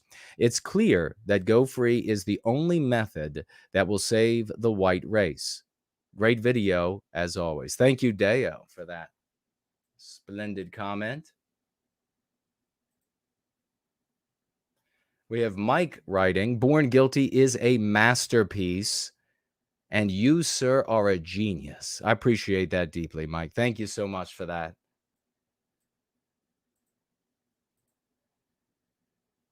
Biospirit of the West himself, the champ writing here. When California ended race-based admissions to universities, the universities just reworded the paperwork and called it something else. You are 100% correct, Jason. Unless anti-whiteism is clearly made illegal, we win nothing. And anti-whiteism, very well put, brother, thank you, can be made illegal.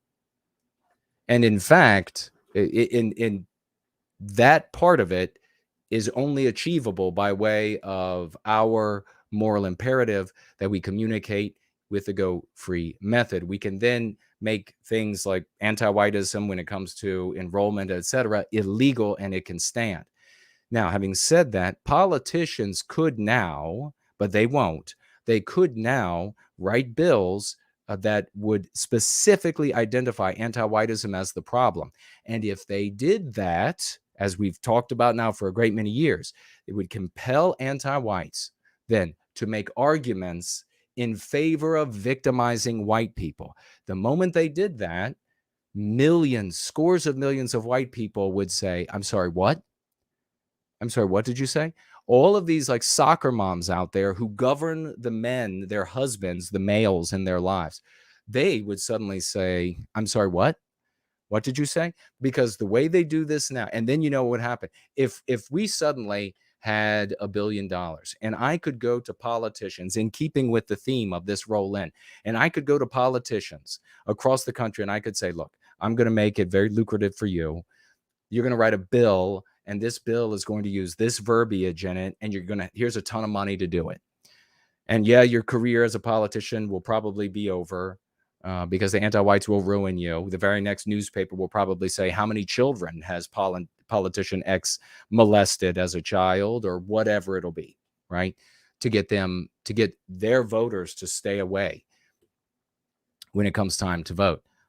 If they all did that and they all wrote anti-whiteism in there, you would have a population of folks, especially these e-boys, that would say, the Team White Wellbeing had nothing to do with that. Who are they? Who are they? They're nothing. They didn't do that. In keeping with the theme of this roll-in.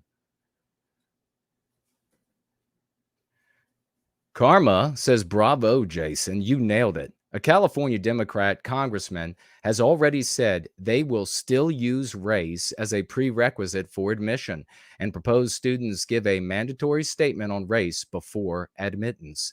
Academics also warned that they would go underground with the process and do it organically if this was removed, affirmative action was removed. This subject is near and dear to my heart right now. Thank you so much for that, Carmen. We need to be blowing the trumpets, the silver trumpets of white well-being every time our predictions come true. When, like when a content creator uses one of our concepts and then ignores, in fact, even slanders us, like Karen is an anti-white slur, even ignores us, we need to make it known. There's no like being polite about it. There's no like, well, yeah, he did this and we shouldn't say. No, that. No, we need to say it because these people have no honor. These self-promoting e-boy bitches have no honor. That's just a reality. We have over here on Entropy open borders for a person called Open Borders for Israel. Says with $3, hey, Jason, you should watch Steph's documentary on California. It's every white positive and good for a review. Oh, thank you so much for the suggestion. I'll have to find it. And then, yeah, potentially that would be interesting. How long is it? If you're still with us, tag me if you're in the live chat. Let me know. Looks like blank over there on D Live. And we have over here on Odyssey, our dear brother, Piers Taylor. Thank you so much. And he writes, he's with $10, nothing more. $10 financial gift over there on Odyssey. God bless you, good sir. Thank you so very much for that. Great to see you over there. What would our numbers be today? I ask you.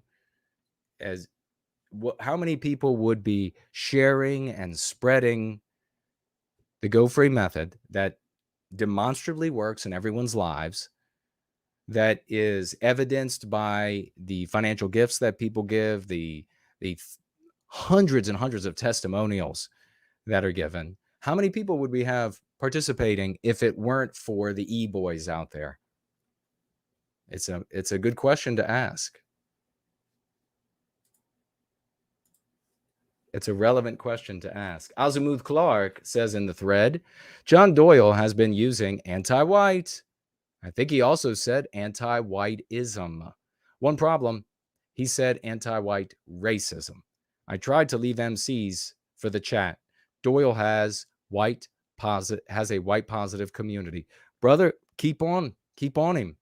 Let's get him using anti-white without tacking on the anti-white slur, racism, the anti-white concept, racism, a concept we cannot wield, we can only be harmed by.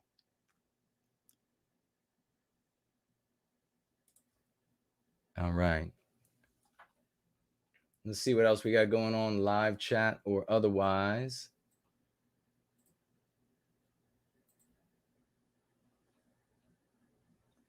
Thank you all for celebrating. You all are the real heroes.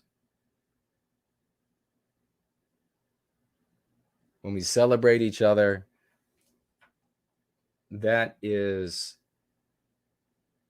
so foundational to community creation, to engendering the behavior that we want more of. You know, and what are all these people who are going to try to just pilfer what we're doing, bits and pieces of, as long as we're still here, right?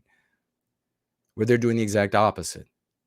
What they engender in the audience is to not do anything original, because you'll just be ignored, and then it'll just be stolen by the e-boys.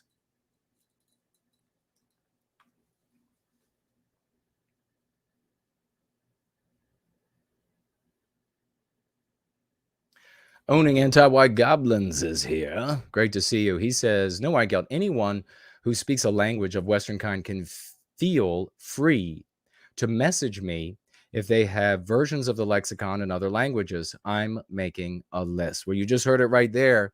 And self-starter, getting involved, making it happen. Situational leadership, like the great Mr. V points out. God bless you. Thank you for that, brother. JC Denton, great to see you. I see the squirrels have made it. There are some eagles.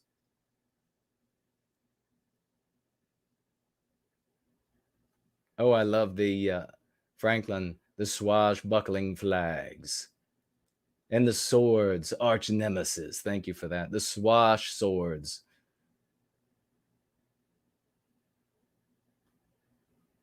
All right, looking for any tags.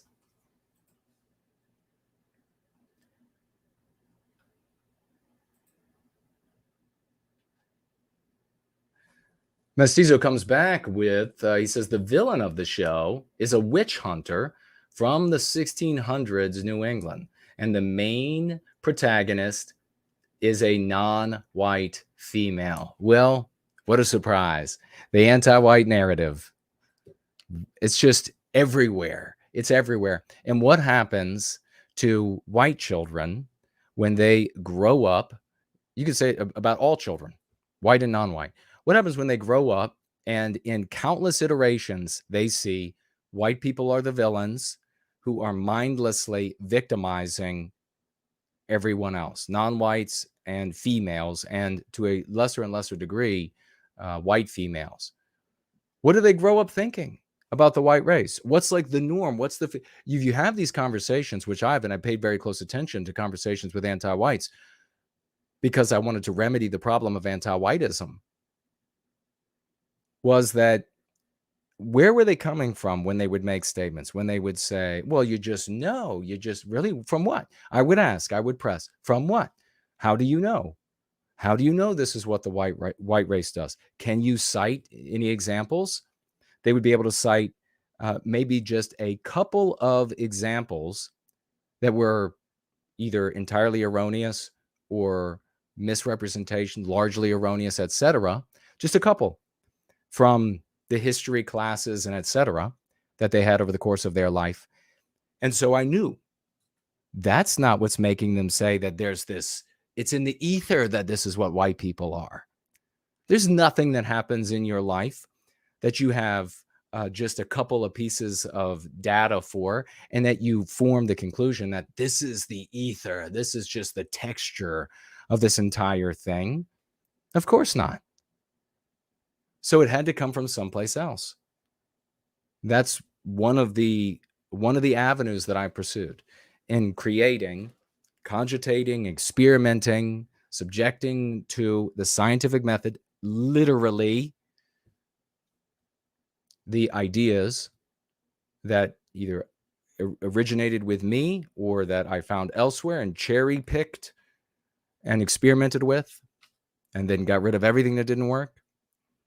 Realizing then that, okay, this is what Mestizo Crawford is talking about here, is just one of the countless iterations that ends up forming this sort of tapestry of the world in all of these people's minds around us. That is the world you have to deal with. Not the one you can find in a dictionary. What does racist mean in a dictionary? Not the one you can find like Jared Taylor peering an old man through the data, just looking. Not there. What's in all these people's heads? That's what you have to deal with.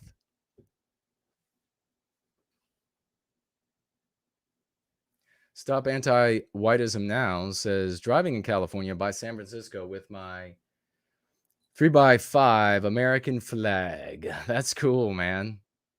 Very cool. Driving with the American flag with no white guilt. Awesome. Also, says Mestizo, the show's villain has been compared to an incel. And isn't it interesting that these ideas of that which resists anti-whiteism incorporates these ideas of like the sexless villain. He's not able because he's an outcast. It's been this way forever. Very rarely have they paired the white villain or the stand-in for the white villain, like the cartoon character that has the white guy's voice and then maybe those blue eyes or whatever, right? Almost never they pair him with a woman. The women don't want him.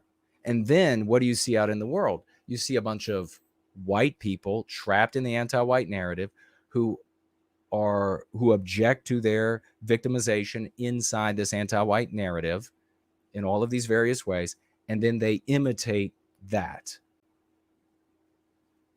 It's total control.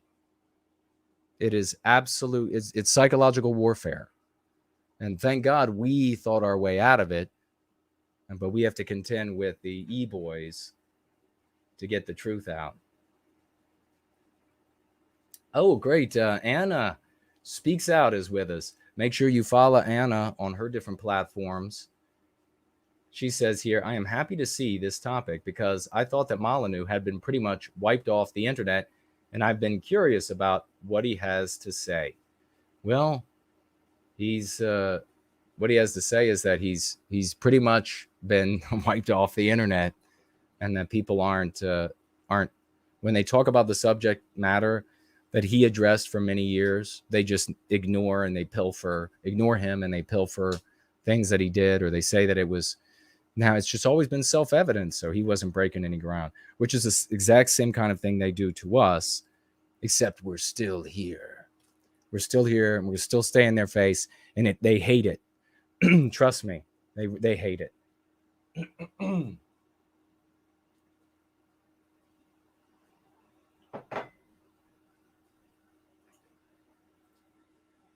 We're going to also have to talk about a dedicated stream to talking about the new form of controlling the opposition, which is clearly, it's been evident now for years, to control the audience of the content creator. It's so obvious. It is so obvious. Now, but great to see you.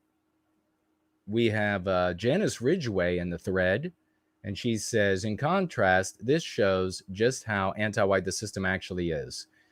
There is story after story of people attacking police and others with guns, knives, machetes, etc. And when the police shoot them, unmentioned organizations are filling the streets with cries of, quote, he just needed a social worker. They don't need to shoot him. Then Cori Bush, AOC, and the likes of them would be out screaming once again, abolish the police. But it's okay for a citizen to not be afforded the same courtesies on the street. No one is saying the victim just needed anger management and didn't need to be shot, etc. If it were a cop that had shot him, his career would be over. They should reinstate the cop that shot McDonald with their thinking. Ironically, that's how S.A. Kim Fox won her election. She ran on, quote, the old state's attorney didn't do enough to punish cops who shot Laquan. Maybe now it's coming full circle. They don't want to live by the justice system, question mark. Release and reinstate, said Cop 2. Well, yeah, specifically, it all makes perfect sense when you understand that anti-whites happily, enthusiastically, passionately, and honestly take contradictory positions to arrive at anti-white outcomes. If you understand that, you'll stop having this confusion that the Sean Hannitys of the world and their ilk will give you. This, I don't know why they do this. It just makes no sense. No, it makes perfect sense. It's just that you're not going to say it because you're controlled opposition. The Great Reptile writes here, none of this ends until we start self-policing anti-whiteism in our communities. It's our own people inviting the erasure and dispossession of everything we've built, and it's our people's passively allowing it. Both are equally complicit in every crime against Western civilization. Amen. Perfectly said. If white people did not allow anti-whiteism, we can argue all day long. I'd be so happy for the world. I remember I got into an argument. I gave a speech somewhere, and one of these recreators, by the way, we had a recreator say that he wouldn't participate. Maybe I should just finish the first thing. Got into an argument. Well, maybe I will tell this one instead. Maybe I will tell this one instead because it's more recent. The guy said, he's obviously a recreator. It's a great example of this recreation rather than actually doing something to recapture our destiny. He said, no, he likes me, but he feels that I'm too uncompromising when it comes to the method that we employ. And so he doesn't want to participate. Well, what is it you want to do then? You want to show up and recreate. What's the recreation here? The recreation here that he's talking about wanting to do, or maybe he doesn't want to admit it, and he should realize this for himself and make a change in himself, is sitting around and contemplating what's going on and what could be done. These people, it's pedantic prattling. And I've watched it for year after year after year after year. I'm done with it. We don't need to sit around and contemplate anymore about what's happening and what can be done because we have a method that's working. It's akin, and I've used the analogy before, to say for me to have a dojo, and in this dojo I teach Kung Fu, and somebody coming in and saying, well, you know what, I'm not going to participate. I'm not going to join your dojo because you won't allow me to teach Taekwondo. Well, no shit. No shit, I won't. We have a kung fu that's working everywhere. We don't need anybody coming in and teaching Taekwondo, and it gets even actually worse because they're not even teaching an actual martial art. It's just all contemplations and conversation, which is just intellectual masturbation, which is recreation. So a great example, after I was just talking about recreators, a great example. Jason is just too intransigent when it comes to the method. I want to just discuss things all day rather than going out and doing things. J.C. Denton in the thread, though, white off-duty firefighter Anthony Santi and his family found out in a somewhat similar scenario back in October. The white erased justice system will alter behavior in increasingly destructive ways when people understand the new law enforcement standards. That's brilliantly stated, because when you signal, like we're talking about here, signaling to the population that when people do grand things, you just ignore them and steal from them, then people won't do grand things anymore. And then you'll just end up with increasingly vain e-boys with more and more hollow messaging, more kitschy, just as the years go by. So when you, by way of what laws you enforce, by what people you allow to break the law, by what people you dilate the law to ensnare, you send a signal to the population. And the signal that's being sent, that J.C. Denton is talking about here, is that you can victimize white people. And you won't be punished. Takolo Shi is here. Great to see you, brother. Come on.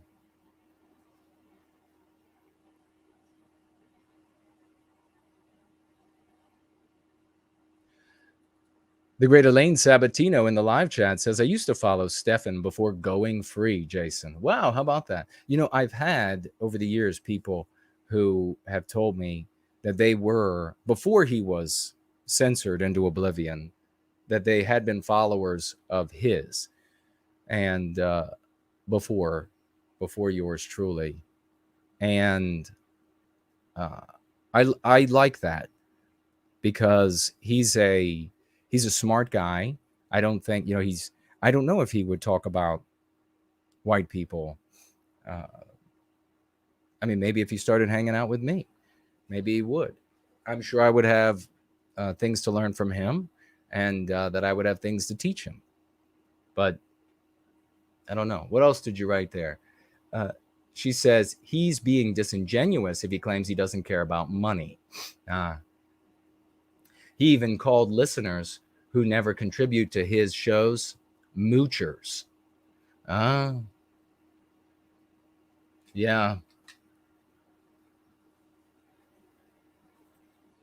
Yeah.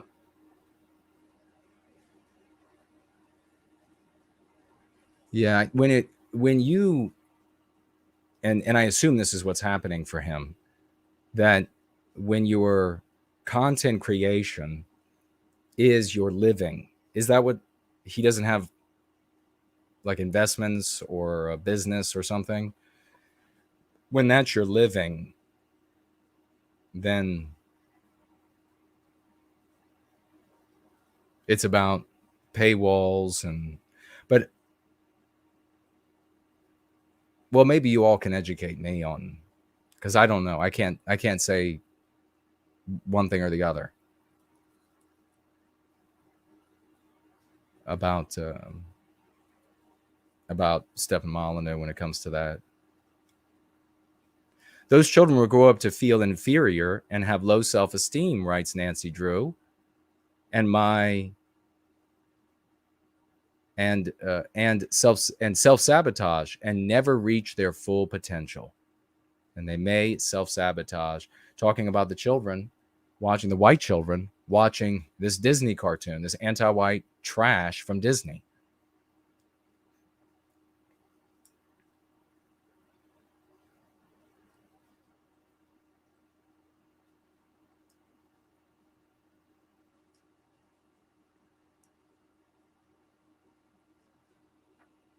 Yeah, they absolutely will self-sabotage. When you see the endless iterations of how evil your people are, and the boys as they grow up, they're going to be, the majority of them, they're going to be a little less affected than the white little girls by the guilt. And then the girls will train them to be guilted, white guilted, by deciding who gets their attention, is the nicest way to put it.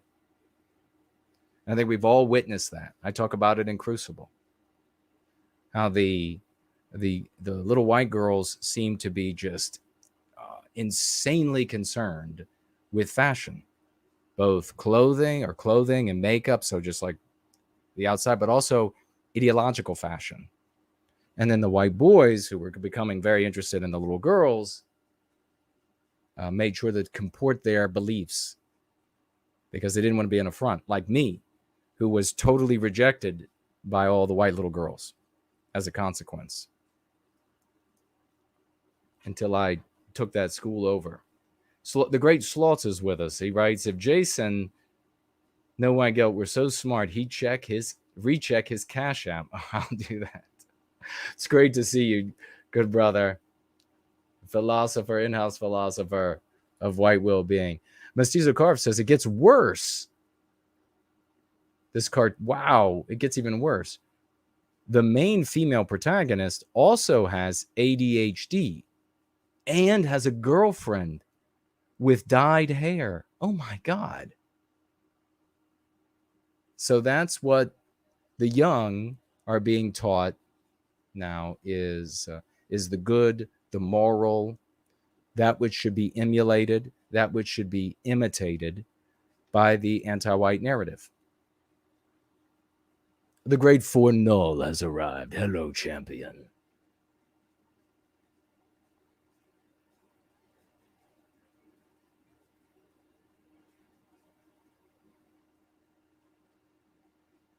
The show's villain has, oh my God. Mestizo Carve came in one more time, he says, about this show. He says the show's villain has blue eyes. What a surprise.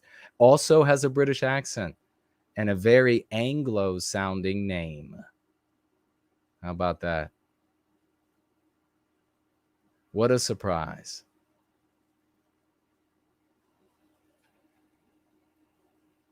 It's just from start to finish. And then, of course, the anti-whites have always been able to say, oh, don't, it's just a small thing. I can't believe that you would, this is just a cartoon. Why do you care? And white people didn't have a good response for that until us, until white well-being. Now we can talk about anti-whiteism, the psychological damage. We can talk, if you study the Go-Free method, you could talk about white noir and how this undermines physical, mental, spiritual potential in white children. Very easy to turn it right around and say, well, what if we were doing this? What if the country were doing this to another group of children? Would it undermine their potential? Well, of course. So now we have this tool. We just have to break through the dicklets of the e-boys out there, and the people who want to just pilfer what we do without ever recognizing. Recognize, bitch.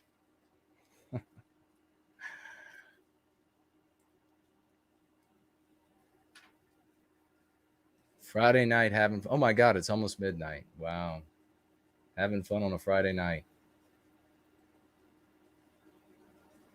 Franklin says, is it just me or the me-nots, the white negatives, don't claim that, quote, NWG encourages people to do nothing, close quote, as much anymore? That's actually, I haven't thought about that. Yeah, I don't see that as often either. And I don't hear about it as often, that they're saying that we tell people to do nothing. I don't know. What do you think is behind that?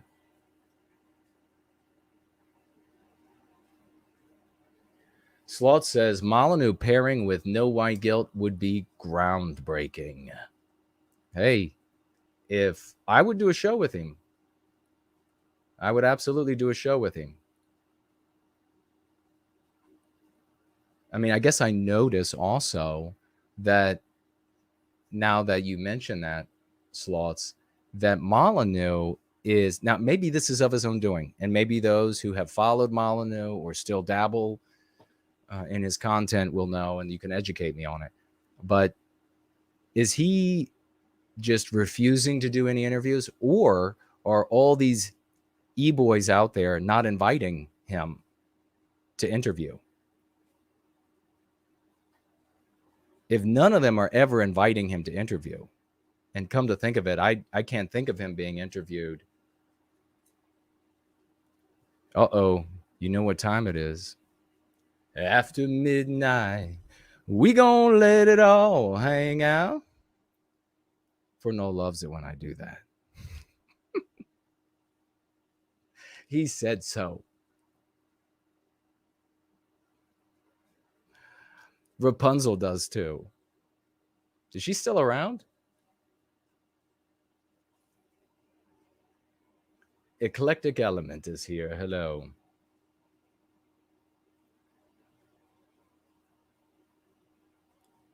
So let me know. I mean, is he not being interviewed at all? Or is he refusing? Is he not being invited, or is he refusing? I'll invite him. What is with us? Great to see you, brother. He says, Jason is a very good speaker. I appreciate that. Thank you very much. That's one of the reasons that one of the big reasons that I'm sure, relative to some of the other reasons, it's one of the big reasons that one of the pinky in the air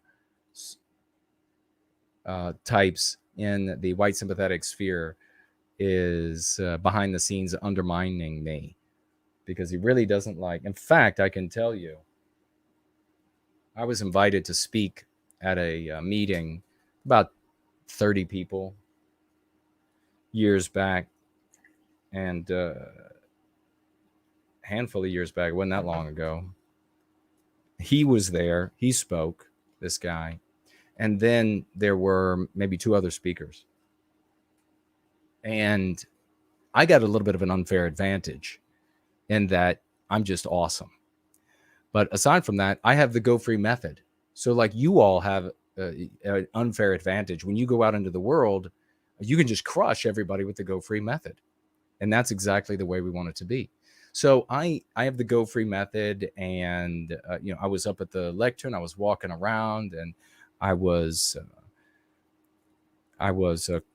finding out people's names. I was calling them out by name, and it went well. I had them laughing, I had them, everything, cheering, and the other speeches were not bad whatsoever, but they were run of the mill. And then this pinky in the air guy, he came up to me and he named one of the other speakers. He intentionally came up to me and named one of the other speakers and said, "Don't I think that he is the most amazing speaker I've ever heard in my life?" And my first thought was, if you're trying to hide how jealous you are, you blew it. You really blew it.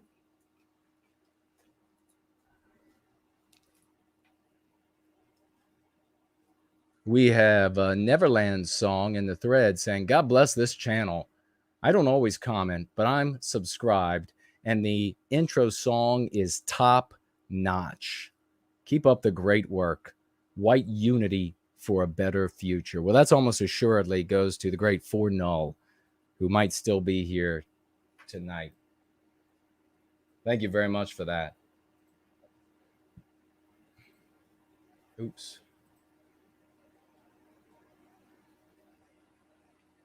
FourNoll says after midnight. Yes. I don't have even my average guy singing voice back yet, but we'll get there. I'm going to need, I think, antibiotics, because I think the The cold is, I'm defeating the cold, but it's become a sinus infection. So that can take longer to defeat without antibiotics.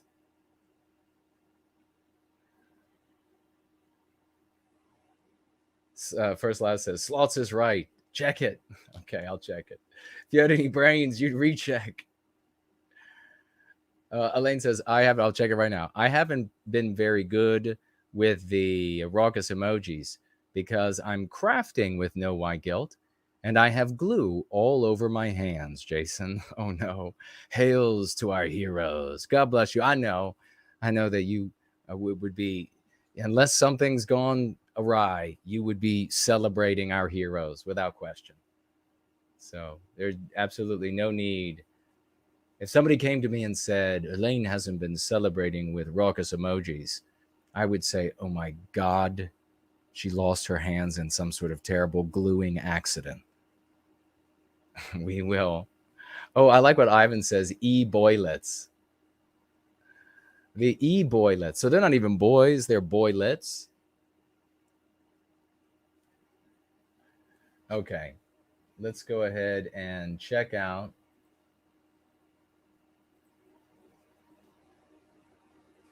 We are not going to stop pushing because we are it for Western kind. We're it for everybody of every race that lives in Western civilization. If we don't recapture our destiny, their lives are going down the toilet as well. Many of them may not realize that, just as I guess a lot of white people don't realize it, but they will. We're it. And when we win, we'll write the history books. And all these little e-boys and the pinky in the air people will be properly demonized in the history books for their behavior. All right, the great slots, ladies and gentlemen, the true hero, mega champion, $35. Somebody throw up some raucous emojis, not only for themselves, but also for Elaine Sabatino, as she's struggling with glue right now. Raucous emojis, 007s for this champ, 07, 95s, 95s, and gems for his feet. You do remember it was just a couple of months that the great slots financially gifted 1,000 white well-being dollars. God bless you, hero. $35 for white well-being.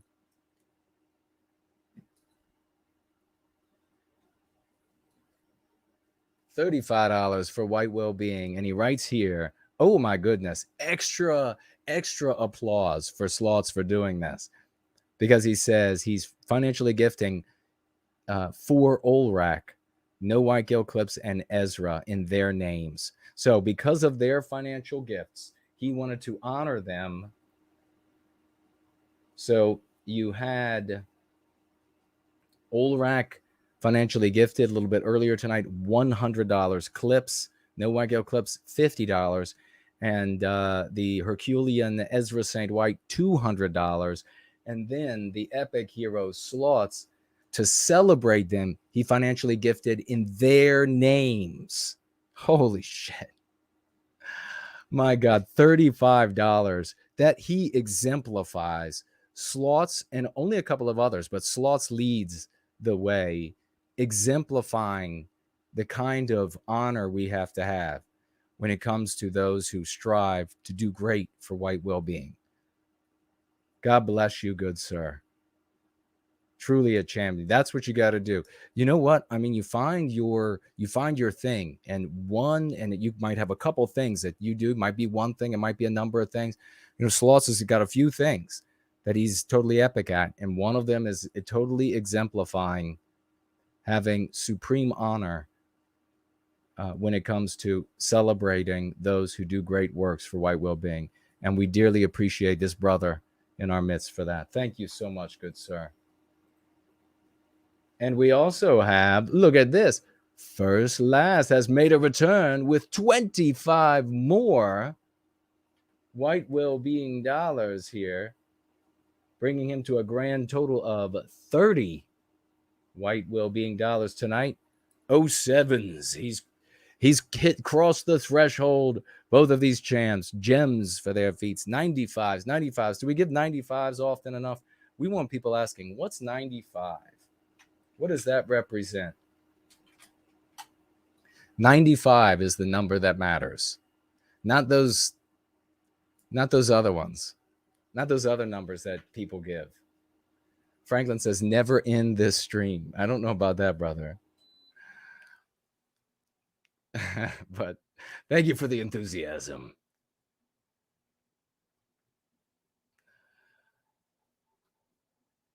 $95s. 9 words, 5 key concepts.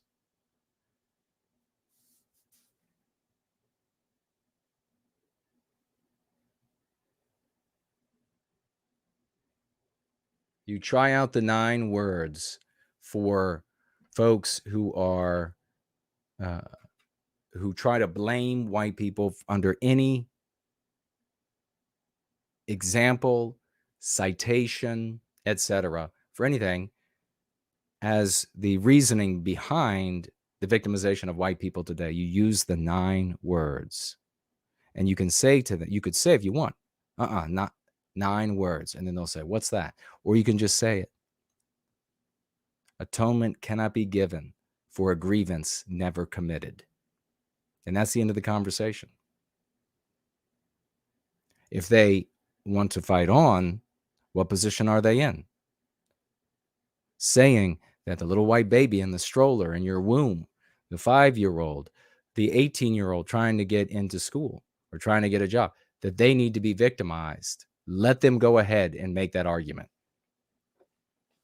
And you make sure as many people as possible see it. Thank you, champions. Oh, and right behind first, last, in mirror fashion, 07s and raucous emojis, ladies and gentlemen, for real playlist. 25 white well-being dollars, 25 crush the anti-white dollars. Thank you so much. Replay list 1. Thank you. Let's get them out, folks. Raucous emojis. 07s.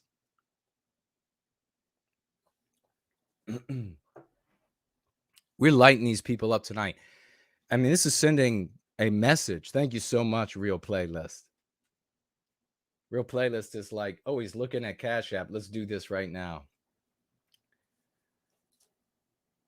This is really ending up a message to all those out there who are content creators who should be recognizing us and the work that we're doing, who should be absolutely, and they look out at the world. I mean, we just had Elijah asking about who should he talk to when it comes to the victimization of white people. Who else out there is there really? There's really only Team White Wellbeing. He didn't say who should he talk to about all of the complaining about Jewish people. He didn't say who should he talk to about LARPing as Nazis. He said who should he talk to about the victimization of white people. No one else is doing that and succeeding in putting an end to it.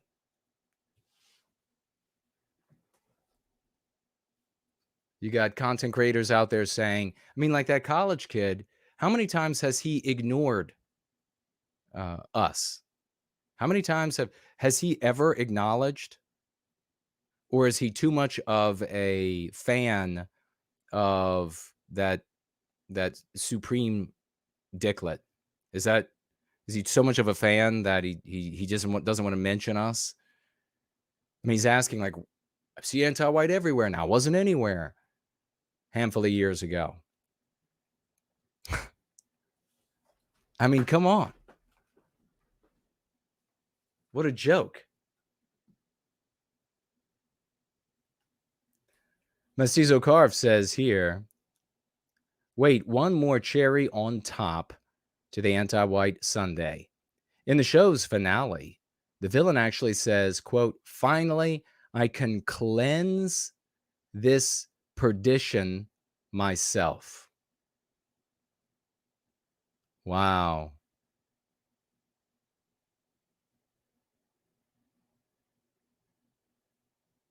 Wow.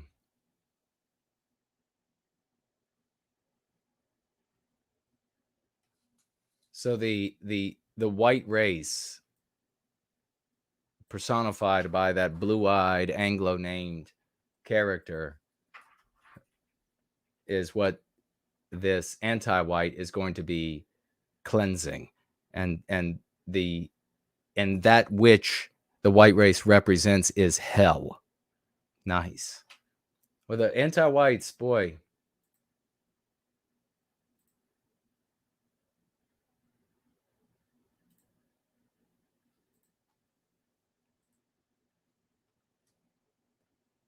Total evil.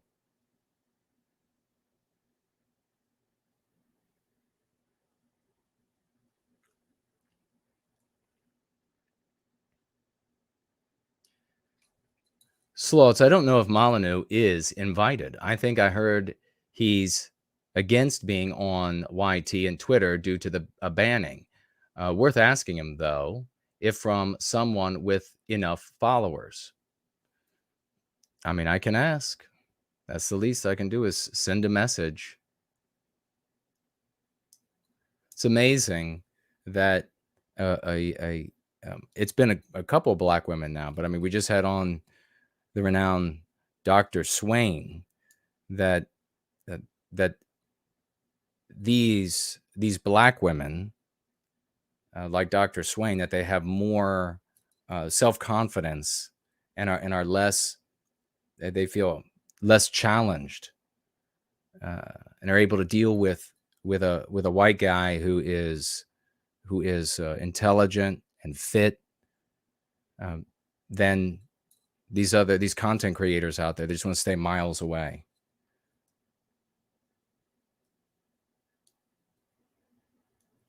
Victorian Time Traveler says, speaking of media, I hosted a small discussion about the film Sound of Freedom earlier this week. Oh, interesting.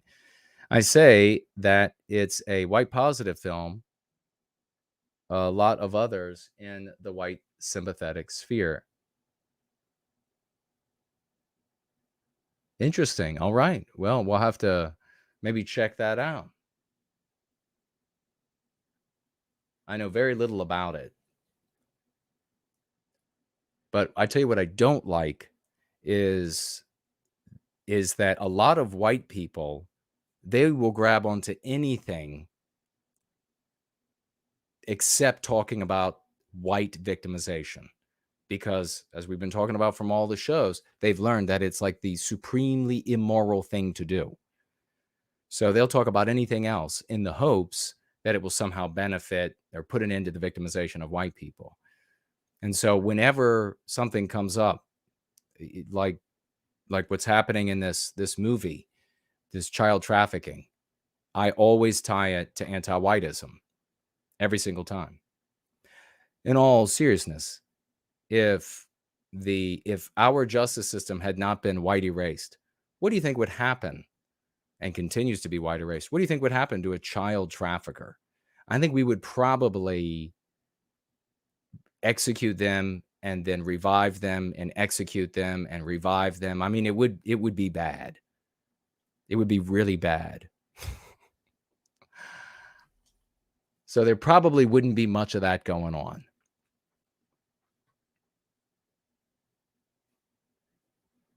Oh, so he says here that much of the white sympathetic sphere don't like the film because it doesn't spurg out on jaywalkers, and the film is largely in Spanish. Here's the thing. Tim, was it Ballard, has been a personal hero of mine for a long time, says Victorian Time Traveler. Oh, interesting. So people in the white sympathetic sphere who are J-Spurgs were upset that that's not a surprise at all, that the film didn't talk about and spurg out on Jewish people in a negative way. David says, get well soon, Jason. Thank you for that. Appreciate it.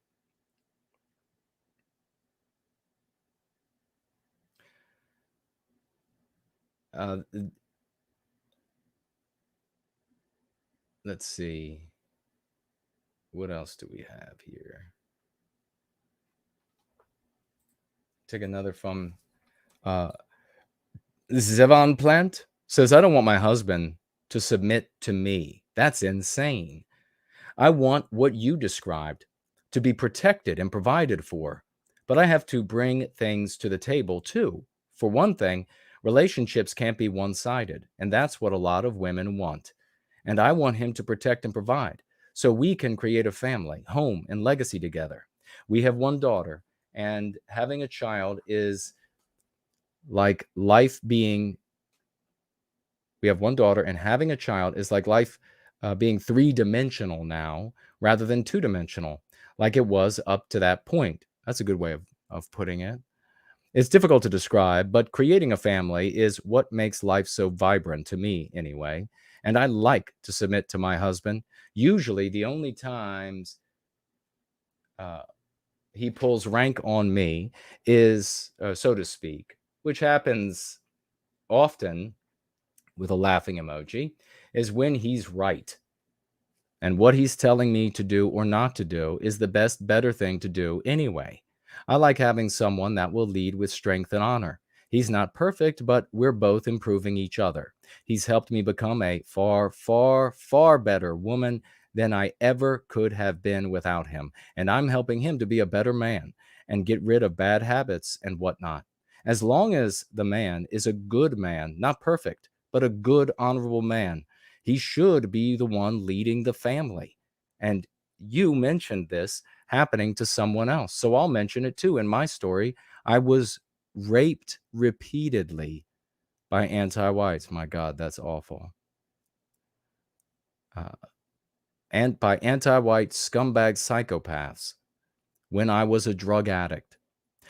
And my husband, boyfriend at the time, could have just let me continue to destroy myself and put my life in danger every single day. And that's what one of those modern simp men would probably do. But he didn't. He came down into the sewers, in a sense, to drag me out. Maybe even kicking and screaming. But damn it, he was determined to get me out of that life. And now I'm a good wife and a good mother with self-respect. Ask because of him and God. So she's a good woman and a good mother because of him and God. And that is what a real man does.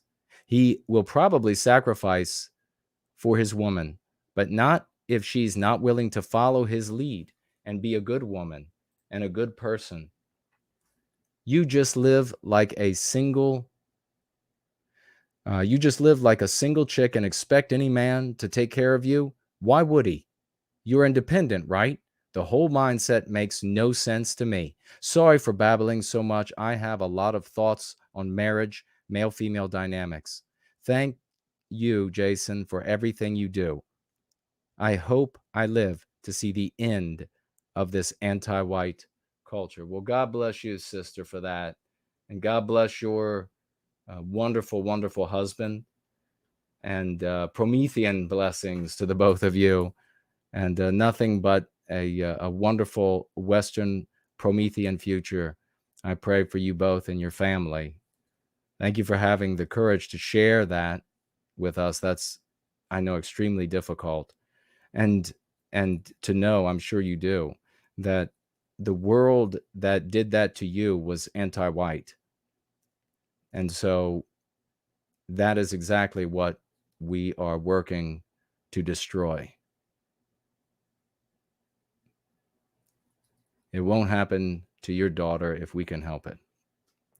God bless the both of you. Sancho says, as a non-white Hispanic, I am aware we have our differences, but I 100% stand for white advocacy and see it as a necessity to get whites to regain their racial consciousness. Much respect. Well, much respect to you, brother. I appreciate it. Yeah, join us, man. Help us destroy anti-whiteism, because if you're in the West, your world is going to be miserable. And in fact, if you are in a non-white country, as the Western countries deteriorate, your countries will also deteriorate, because it's this Western system that has everything propped up the way it's propped up. The great Samuski says here, if they're all telling you the same thing, it's not a conspiracy, it's a script. Very well put, good sir. And he also writes this: let me tell you a fantastic story, one that will take your focus off of the fact that your heritage has been stripped from you, that you can never get out of debt, that you are controlled 24/7 in every intimate detail of your life, down to how you construct your thoughts. That's our favorite manipulation tool. That your children will be taught to be weaker than you and rebel against you. That you will never attain what you were taught is possible if you just pull yourself up by your bootstraps. And that we own your soul. Just look at this hand right here. Yes, that's it. Cast your gaze where we direct you and relax. Just relax. He's obviously talking there about the those out there who abstractionize all of our problems in the world.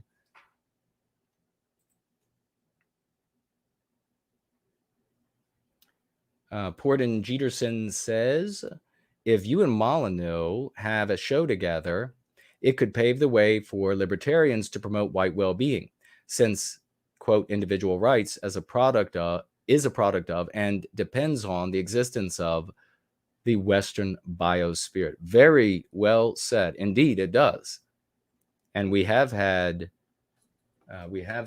libertarians come over for that very reasoning.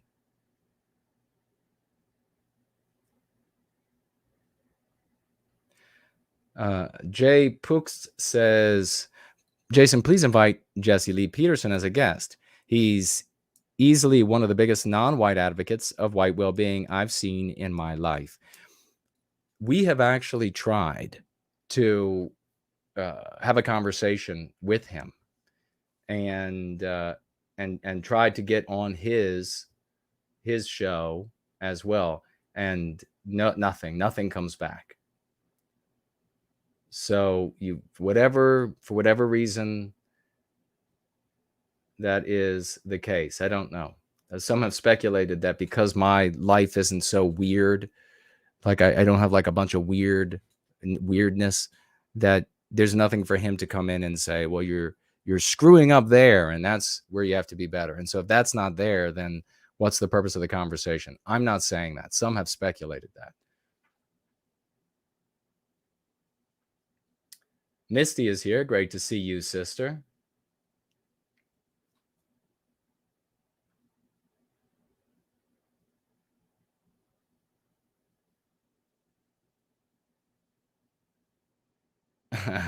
First Last says, Slots browbeat him into giving twice tonight. That's funny.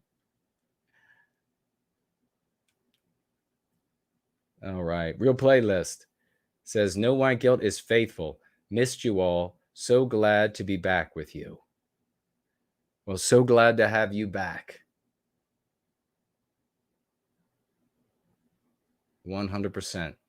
We do have the best people. Sloth's saying we have the best people. We absolutely do. We have doers. And think about that every time. I mean, that's advice for myself too. Because when these people you have so many of these people that show up, and the vast majority of people are just like, how many asses in the seats? Well, how many do nothings? Like, do nothing times what? You have a conference with 1,000 do nothings. What does that equate to? With 5,000 do nothings. Is 5,000 do nothings? Is that more than 5 white well-being champions? No. 5 white well-being champions are doing far more in the world, changing the world, than 5,000 do-nothings. Because they're just looking for the next novel take, the next thing to recreate over, to talk about, to laugh about. to snark about.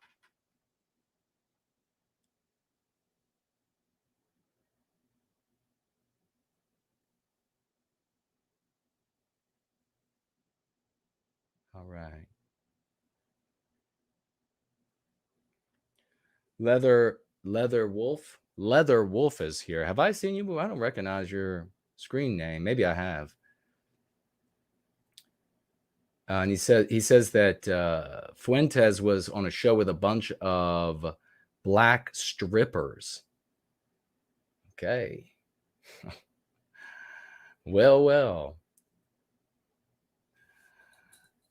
Scott says, so fortunate we are that you have carried this Go Free torch into our hands toward fields of white roses. Beautifully written, Scott. That's really a great picture, a great mental picture. To honor one's achievements is to understand societal cause and effect. Very well put. Yes, absolutely. 100%. Very well put. That's one of the, if y'all remember, one of the things that would get me so angry about this, like, theft of our work, is that here I get these heroes that show up and they become imbued with the spirit of the West. They go out into the world and they're changing everything. And we're working together to do this. And then right as they start doing it, these lowlifes roll in and they're like, you didn't do anything. They didn't do anything. It's like having if you don't have a younger sibling, it's like having somebody, like, I don't know, like beat up your like sibling. And it wasn't an intentional fight or anything like that the sibling wanted to be in. They just like attack them and you just want to like roll in there and obliterate, just like lay waste to the earth.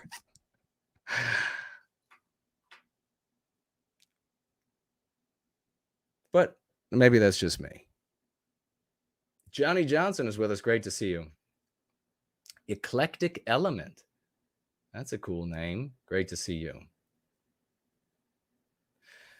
I've been doing the math right. 5,000 times a do nothing, which is a 0, is 0. 7,000 times a do nothing, a 0, is 0.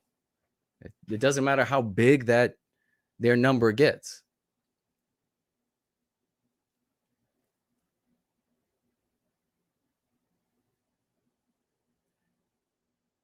Mestizo Carve says the new Superman cartoon is has white erased some characters.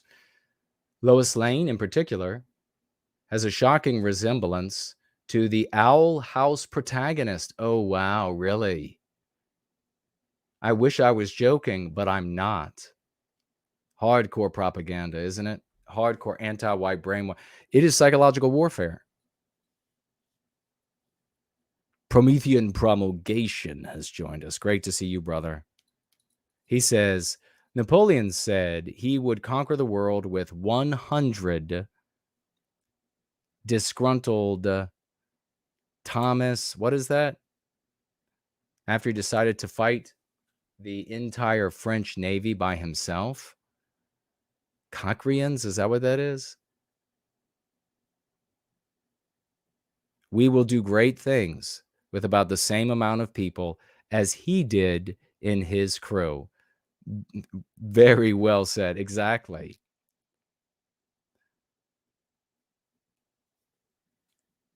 Yeah, very well said.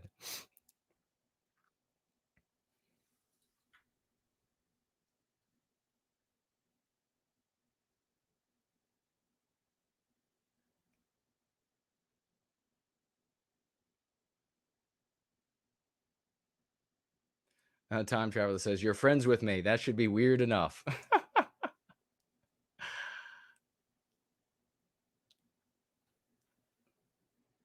Sloth says, learning no white guilt has younger siblings to make white well-being real reminds me of how I sympathize with my own vulnerability as a kid, which motivates me to stop victimization in others. Precisely. And brother, you saying that I've had other participants in service to white well-being here say that it's the memory of either their victimization by anti-whites and anti-whiteism, especially as a child, even though they're being victimized as an adult as well, but also they're victimizing others using anti-whiteism when they were children, that motivates them most passionately as an adult now to fight anti-whiteism. So you need to tap into whatever that is for you. And I see that victimization sort of like lightning strikes, and how it like with this jagged teeth courses through the population, because it's never just the one person. It's never just the one white person. That when we are victimized by anti-whiteism, it's so many others who are connected, and it's just so it's happening constantly. It's coming at you from all directions.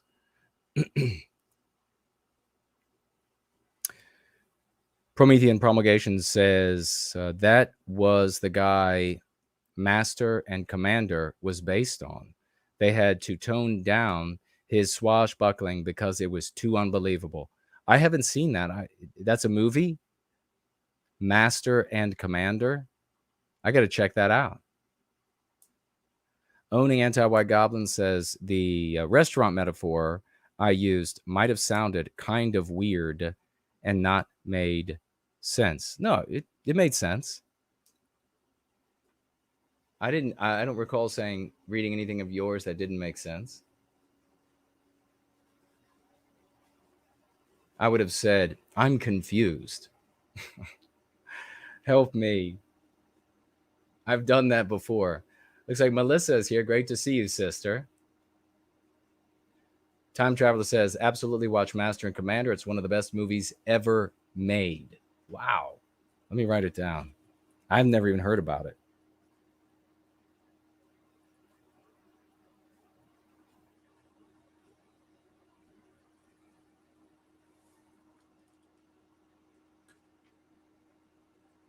I definitely need to check it out. We have,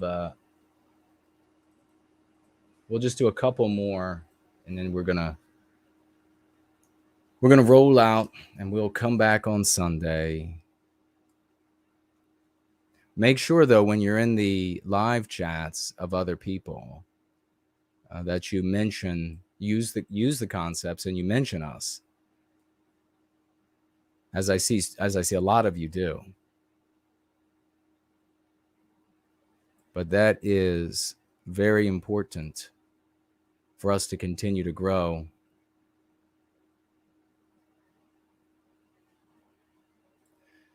And reach those somewhere approximating the asses in the seats that could get these people interested. Eclectic Element says no white guilt. Lovely Porge says in the thread, I stopped watching Tucker after his segment on CRT, where he thought it would be hilarious to ignore specifics and instead claimed that CRT was, quote, teaching children that certain races were evil and we should judge people by the color of their skin. He strongly implied that CRT was a racist anti-black ideology. Then he introduced a black mother whose son was apparently victimized by CRT for his race. Thankfully, the black mother mentioned white people before Tucker quickly interrupted her. You can search this segment on YouTube. Despite this, I still watched the most recent Tucker episode on Twitter. He asserted that the attacks on Trump have absolutely nothing to do with his implicit support for white concerns, immigration control, tariffs, etc., but because in 2016 Trump claimed the Iraq war was a mistake. Then he went on to describe the degradation of American cities, the fentanyl, hopelessness, and despair, and claimed that it was the fault of Ukrainians because the U.S. has used 5% of their military budget to support Ukraine. Then he lamented why it's illegal to question black hairstyles, but we can't criticize Ukraine. Tucker is absolute drivel designed to entrap conservatives in a muddled outrage frenzy. Everything he says is lies and deception. Very, very well written. And I don't know, we might cover him. Maybe I should read that on Sunday. Might cover him on Sunday. He's going to start a show. He wants to start a show on Twitter where he's going to go from making scores of millions to even more scores of millions on the show on Twitter because they don't have enough money. He and Musk don't have enough money. And this is the kind of garbage that he spews. It's always with these the main conservative content creators. It's always the revector all the white people, and even, as you can see, the non-white people who are outraged by the victimization of white people, revector to anything else, some abstraction in the sky, some other cause, some other thing that has the total meaning. It's always that, every single time, which makes them what? Anti-whites. We don't have to get into who's behind them. They might be behind them. It's his wealth he's getting. It's his. You don't have to contemplate and make a bunch of crazy conspiracies. You certainly don't have to contemplate and make an argument about how evil some other group of humanity is. It's just Tucker being anti-white. If all white people did that, that would be the end of it. Or if enough of us did it, that would be the end of it. You wouldn't be able to. Could you imagine? You're at church and somebody says something like, "Boy, I really like Tucker today." And then 3 or 4, whatever white people there are like, "Are you kidding? That's the most anti-white garbage ever." And they get aggressive about it. Well, how is it garbage? Well, because he's always redirecting. This is the victimization of our people. They could do just like Porridge said. Could you imagine that happening in every church? Could you imagine that happening at every lathe, at every dinner table? That'd be the end of it. Who's behind him and all that shit? Are you kidding me?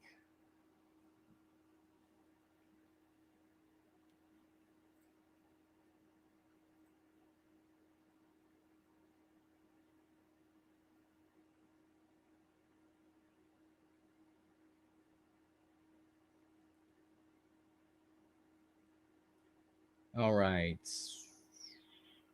I don't think I missed anybody.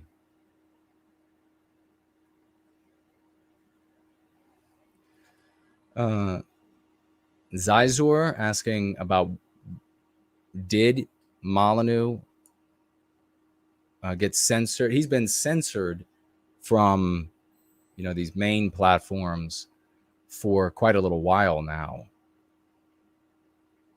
And I briefly addressed earlier in the roll-in how and why people get censored. And it's 100% not for the reasons that the e-boylets, the e-boys will say. Well, it's because I'm doing what's harming them. I'm saying what's harming them. No, not even close. Not even remotely close. I can't believe I've been arguing this for so long. It's like arguing that people should be saying right to self-defense. And and here's, instead of gun rights, here's something else. We'll leave to drive home the point of this stream. The theme and point of this stream was, oh, wait a second. Wow. Before we go, Dr. Igor. Dr. I is here to fix our vision. 2020 or 2015 as mine used to be. Take me back, sir. Take me back to 2015. Dr. I has shown up. Raucous emojis for Dr. I. You all know when Dr. I shows up that it's going to be good. A true champion of champions has entered the building. Dr. I. Make sure you get your eye exams, ladies and gentlemen. With 50, crush the anti-white dollars. 50 champ. Double 007 007s 95s for the hero. He writes with $50. We love Jesus and you, Jason. God bless you and team white well-being. God bless you, man. I'm gonna throw out these salutes so hard I'm gonna throw my shoulder out. It's gonna be like, and you'll see me do a pain face. That's awesome. Thank you so much, Dr. I. We love Jesus and you, Jason. God bless you and team white well-being. God bless you, man. Thank you so much showing up here with the finance. Thank you all for celebrating. It's squirrels on the screen. Let me get some 95s. Let me get some 95s for my man, Dr. I, rolling in here late at night on a Friday night.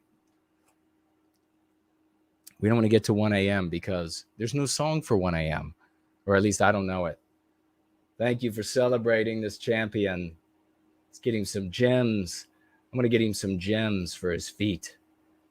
Let's throw some gems at his feet. Some crowns, if I knew where they were. Drop some crowns on his head. Crowns and gems for the heroes. Crowns and gems and swashbuckling flags, ladies and gentlemen, for all of our heroes for all time. Gentile gentleman is here. Wonderful to see you, champion, over there on Odyssey. Great to see you, brother. If we stay up too late, you'll see the sun rising in the window behind me on the dirty city. Oh, that's cool. Nancy Drew's got gems and then feet. Gems for the feet. Crowns. There you go. Elaine has healed her hands. She's back dropping crowns on this man's head. Thank you for that. Good sister. I'm going to get some cowboy raucous emoji. See, that's a swashbuckler raucous emoji right there. I'm jumping in. Oh my God, Sloths has found a solar system. That's a lot of stars. We should do that. Are there stars as the emojis? That's a solar system. Is that supposed to be the Milky Way?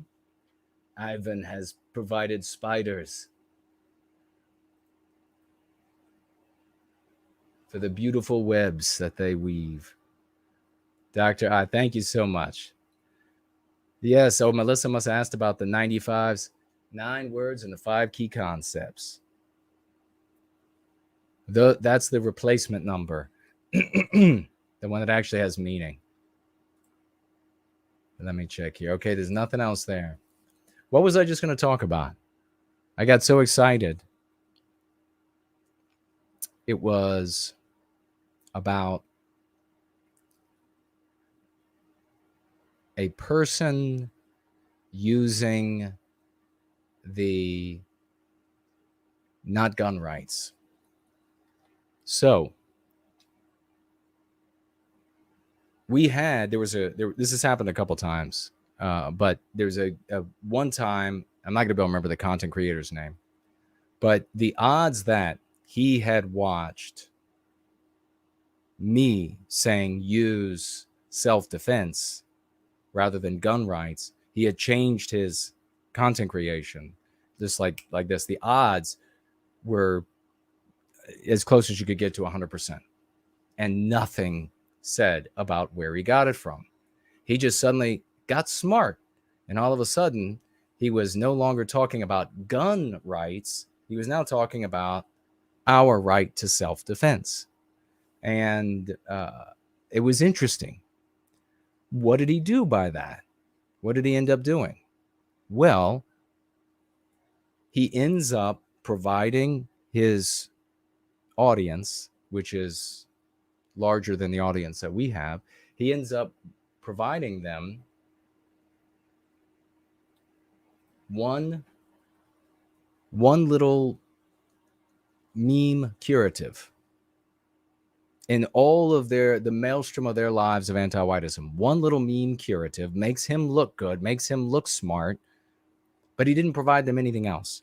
And he didn't say, hey, this guy over here was a really smart thing, giving the people the opportunity to discover who we are. And then that doesn't mean that it's a zero-sum game.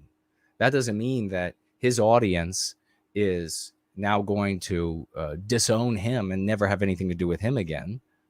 That doesn't mean that at all. He could have further empowered them instead. But rather than do that, it was, I'll just co-opt that. I'll just take that one thing. This really works. As I said, we designed the meme curatives to be a curative contagion that people want to use, while knowing exactly where it came from. That is problematic. And it's one of the main reasons why it sort of like runs parallel with us, that we have to keep pushing like there is no tomorrow. We are all there is to recapture the destiny of Western kind and Western civilization. We have to keep pushing ourselves for as long as we can. Yes, we have already seeded the world with much of 5 key concepts and some of the other dialectics, but there's much more to do. If we were to suddenly disappear today, maybe that would end up being enough, but I doubt it. We have to keep pushing to make sure this approximates in society closer and closer the actual go free method in lexicon and dialectic.